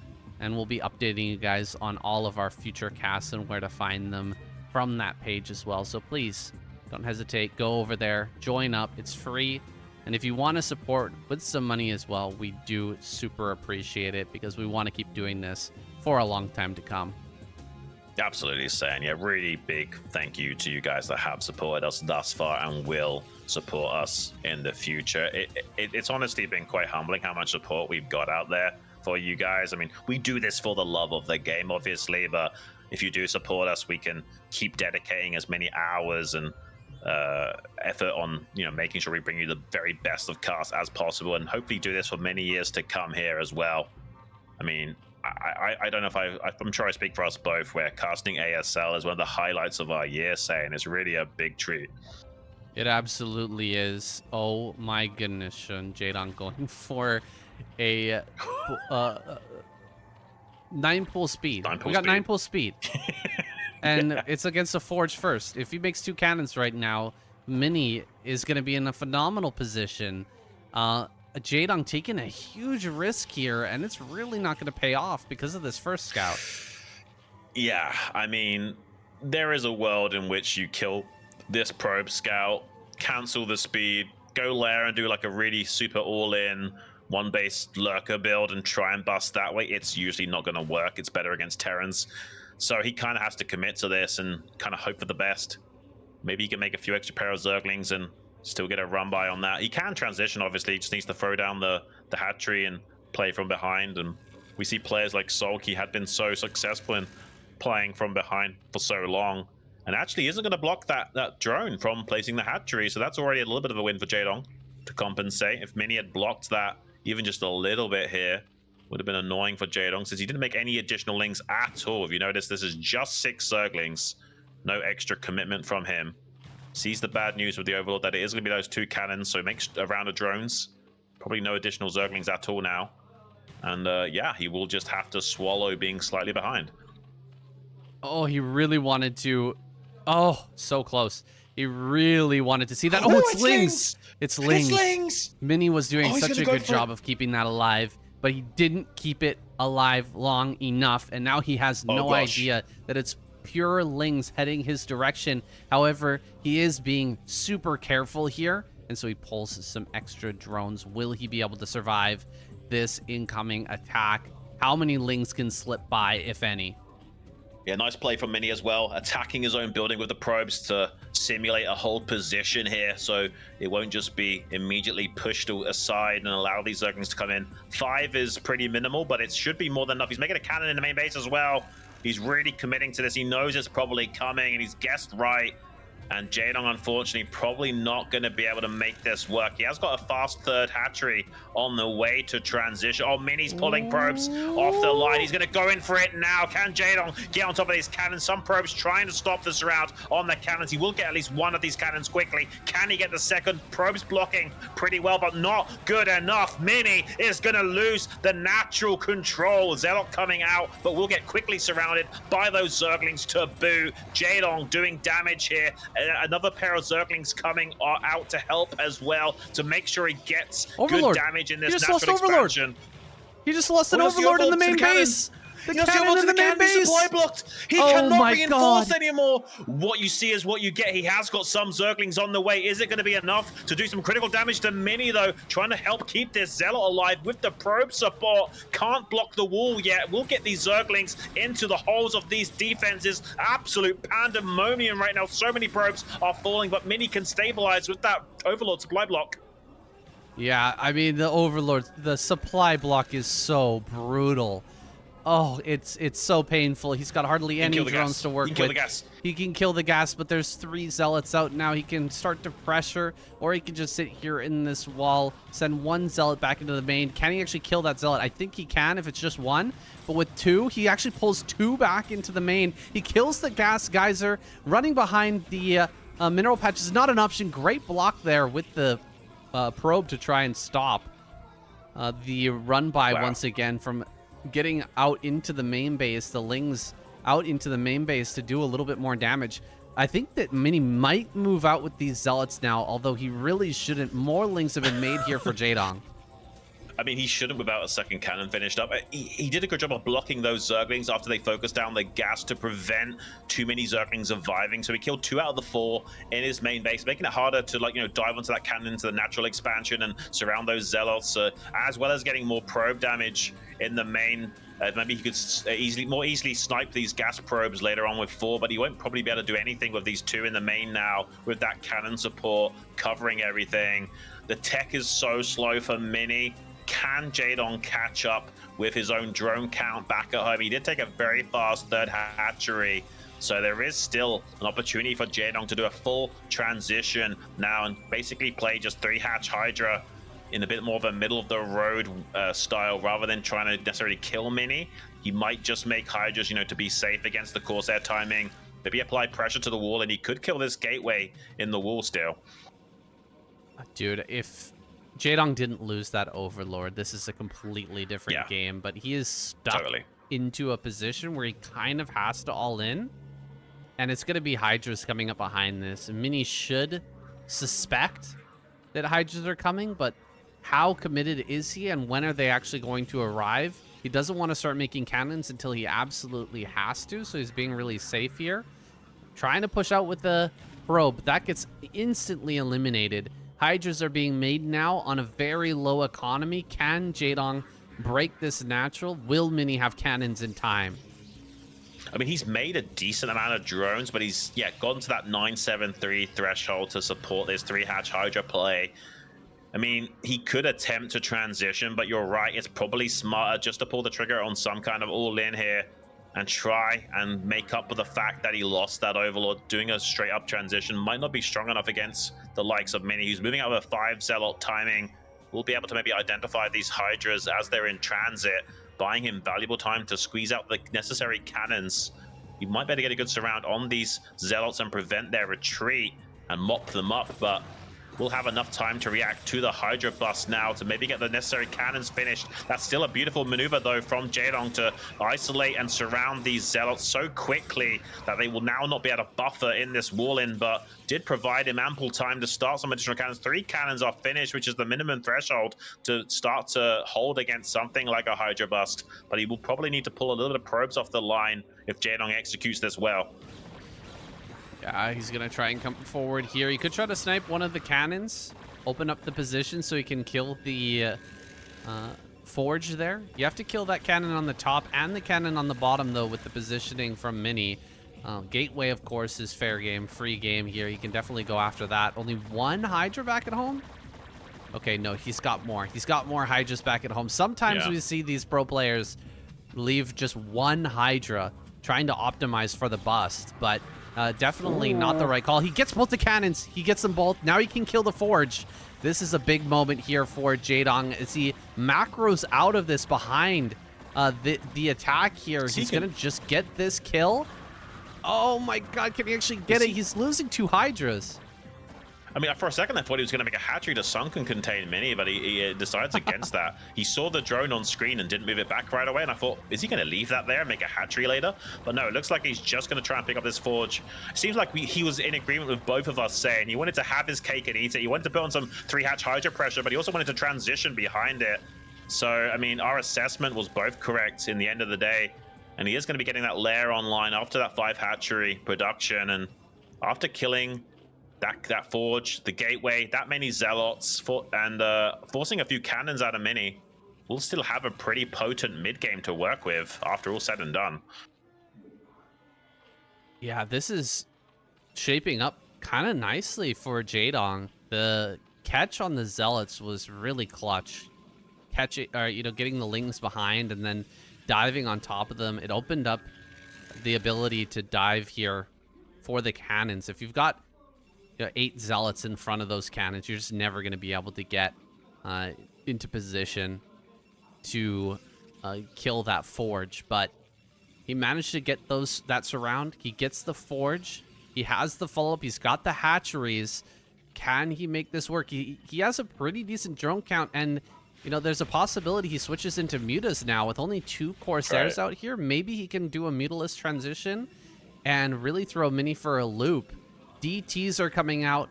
Mini He's got all the tools he needs now. Corsairs and DTs and Zealots. That's really what he is known for. Three DTs, of course, from Mini. You'd expect nothing less.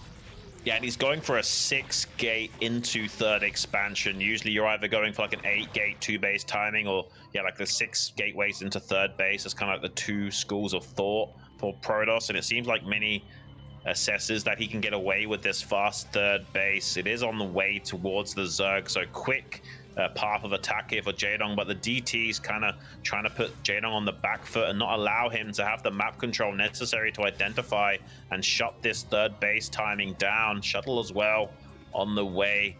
Maybe trying to get some Dark Templars behind the defensive line of those Overlords out on the periphery. If there's no Overlords in the main and natural, this could do a lot of damage. I don't see any Overlords saying Overlord speed is going to be slow. These Dark Templars dropping into the main base could do a lot of damage. Jaedong distracted by that Zealot force out on the map. He's not paying attention in his main base. Mini's about to do a lot of damage to those invisible men. Oh my gosh, so much damage is going to be happening here in the main base. He does catch it. Like 5 drones, 6 drones maybe end up going down.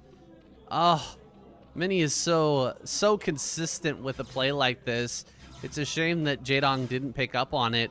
He's going to go after that Spire now. Oh my gosh, is he not paying attention? You got to save the Spire. You have to save the Spire here, Jaedong. It's going to go down. He's going to get it. No way. Wow, Jaedong doing a counterattack right now. Can he maybe kill this third base as compensation? There are High Templars there with Storm. Oh, he tries to surge through the Storm and ignore it. There are also Cannons and Zealots here to tank some of that damage. Forces Archon Morph. Jaedong trying to descend upon that third base with some additional forces. Here come the Zealots to try and do a cleanup on R5, though. Jaedong, caught between a rock and a hard place, tries to intercept the High Templars forces. A kill on that before the Archon can be morphed. Now trying to kill the cannons as well as the forces. Another DT in the main base. This could really start to escalate, saying he's not paying attention. So many drones are falling. He now looks, gets the drones running to safety. Jaedong needs to do some critical damage to Mini while he still can. If he allows this third base to go unpunished, Mini's in a great position. Can Jaedong get in here before these cannons finish up? It doesn't look like he's going to be successful. Looks like Mini is starting to do it. Jaedong, though, still trying to run it down and get on top of this defensive line before the additional cannons can finish, but I don't think it's going to be good enough. Mini looks like he's just barely going to hold, but Jaedong with reinforcements trying to isolate this. He's losing more drones in the natural, though. He has a chance at killing this third base, but he's not defending back at home well enough. He's tilting his head. I think he's frustrated. He can't quite find the win condition necessary in this game when all's said and done. 21 kills on that Dark Templar, and Mini goes through to the round of 8 as the 4th Protoss, knocking out the tyrant that is Jaedong. That's got to be a feel-good moment. Oh, yeah, you can see him throwing his head back here. So much relief as he makes his way into the round of 8. Half of the players in the round of 8 are Protoss now, guys. Half. Yeah. I mean, we opened this ASL with one of the lowest Protoss representations, but they have absolutely been crushing it. And Jaedong here, his dreams of taking an ASL title in the ASL Season 20 have been crushed as well. I am so happy for Mini, but I'm also disappointed for Jaedong, man. Right. He's just been playing so well, but I think we found his kryptonite. Mini, you know, usually Jaedong is so good in these scrappy situations, but Mini really holding his own. Yeah, no, this is really good for Mini, and this is the kind of confidence boost that he needs for the rest of the tournament, and we've talked about it a lot. When Mini's feeling good, he's one of the most scariest players on the planet. It's just sometimes he tilts and falls by the wayside. This, though, was a crazy turnaround. I mean, Jaedong went from being completely countered, but actually made something off this 9-ball here, getting these 2 cannon kills, but the major mistake of losing this Overlord to the cannon cannon in the main, guys. Should have put that on patrol so they would automatically turn around if there was a cannon there. Unfortunately for him, got supply blocked at a critical junction, wasn't able to keep reinforcing this attack and allowed Mini to come back in the game, get this fast third base with 6 gateway production. He was desperate to try and isolate and win condition here, and he even misrallied some units. You can see these Hydras on the high ground in the main. They were meant to go to the third to keep attacking, and they were slow in getting there as a result, just fizzling out of this game with that Dark Templar pressure being too much for him to handle, and he's going to be driven out of the kitchen as the heat was just too hot for the Tyrant to handle. Oh, man. I mean, Jaedong, he saw the DTs out on the map. He didn't keep an Overlord in his main, man. There's only 2 Corsairs to worry about. What's the problem with spreading out your Overlords? It's such a shame here. He made such a great game out of that early, difficult situation, losing the Overlord and, you know, being scouted with the 9 pool speed so early on. Yeah, this was already at the end. The game was over. He wasn't going to be able to break that third. And even if he did, he lost way too many workers. GG, Right. Mini goes forward. Wow, guys. I don't want to hear it from you Protosses in the chat and the comments anymore. They were talking so much about, oh, there's too many Zergs in the ASL. What are we going to do? It's now 4 out of 8 Protoss players in that next round of the tournament, guys. Can you believe it? I mean, it's essentially a coin flip for Protoss now, statistically speaking, for them to get through to the finals and take the whole thing. I do definitely want that to happen. There's a lot of guys deserving of it, especially Snow and Best. They definitely deserve a title. It could be at long last that they will secure that coveted victory, that gold medal. Here, though, Mini, the man of the hour, the slayer of the tyrant, Lee Jaedong, feeling good on a high, going to be helping propel him through the rest of this tournament. He's certainly capable of taking the whole thing as well. Don't sleep on this guy. You can see that star on his jersey above the S. He's done it before. He could do it again. Yeah, Mini could absolutely go all the way. I mean, he is such a funny player to watch, though. Checking his player cam during the games, I mean, it would be fun just to go back and rewatch to see his reactions because everything is shown on his face. We talk about Barracks, you know, having a lot of reactions in games. Mini is the king of react content when it comes to his player cam. My goodness. He really does feel each and every single game, and you could see the relief on his face because that series was such a roller coaster, man. And really, the whole group was a crazy roller coaster, an awesome ride for all of us to enjoy. Guys, thank you so much for being here and joining us today. Absolutely. I mean, the round of 16 this time around, it's just been so special for that reason. Pretty much everyone deserves to be here and is capable of breaking through to the round of 8 and maybe even going all the way. This has been an absolute fantastic group. This was looked at as the group of death here today, despite all of the groups being pretty crazy. We've got some more great games coming up for you, though, guys. Tomorrow, don't miss it live. Going to be having Light versus Speed, Lava versus Soma, and another crazy game, another crazy series of games here. And I mean, it's going to be interesting because we've started off a lot of these series with non-mirrors into mirrors. This might be mirrors into non-mirrors because we've got the Light versus Speed, Terran versus Terran, then Lava versus Soma, Zerg versus Zerg. We could be having some mirrors initially, but that could be also leading to some very interesting Terran versus Zergs when all said and done. And Soma, one of the best players on the planet right now, coming back from the military and taking the scene by storm. Maybe even going to be replacing Sulky as one of those best Zergs. Lava, equally back in business, and he was a very strong contender before looking to reestablish himself. And don't sleep on Light and Speed either. Light, Daddy Terran, definitely could surprise us all by taking it all the way and putting a win on the board there for Terran as well. speed, didn't really have the most spectacular performances in the round of 16 in ASL season 19, but he showed some phenomenal Terran versus Terran play in that round of 24. He might be able to do it again against Light. Can you imagine, Xun, if Light and Speed make it through? We'd have one Zerg player in the round of 8. One. I I hope mean, not. I hope that doesn't happen, but like, there's that possibility, guys. After Use your money on. so much domination in the series or in the previous seasons, Zerg is on the edge. They're really Right, all right. pushed to the edge here. Who am I betting on? I think Yeah. Speed and Soma. I'm gonna See, Speed and Soma. Yeah, I think that Speed and Soma might Ooh. get through. Okay, okay. I do have a lot of respect for Light, and I think that he's going to put out some great games, but Soma has been absolutely killing it. He's back. He's super hungry.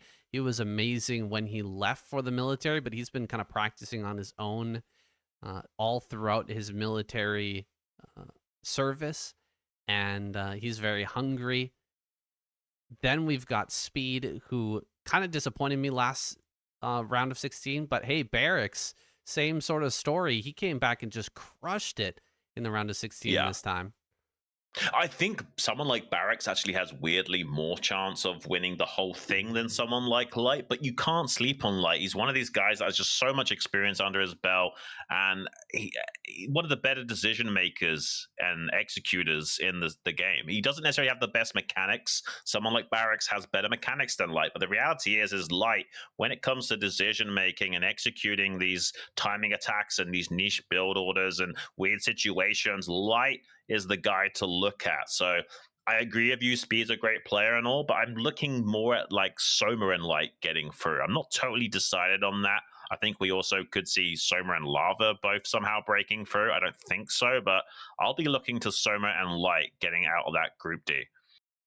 Yeah, Larva, I love him. He's such a fun player to watch. I'm really looking forward to seeing him on stage once again after his wrist injuries. We weren't sure if he was going to come back. He retired straight after winning his season in the ASL. He just dropped out immediately afterwards. So, we haven't seen him for a while. I'm really happy to have him back, but I don't know if he's at that same level anymore. Has he been still grinding, and has he brought himself back up to that championship level? It takes some time. It takes some years, man. I take a week off of this game, I feel like I've completely lost the plot. Like it takes me a long time to recover, and I think the same goes for a lot of these pro players. It takes a while to get it back together and really get to that highest echelon.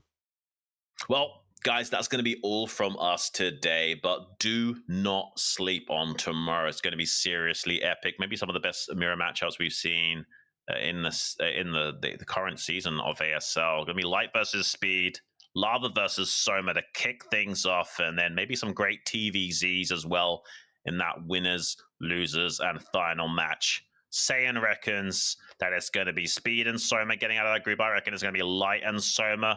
We could both be wrong, though. Let's tune in tomorrow and find out. It's been an absolute blast to bring you guys this cast.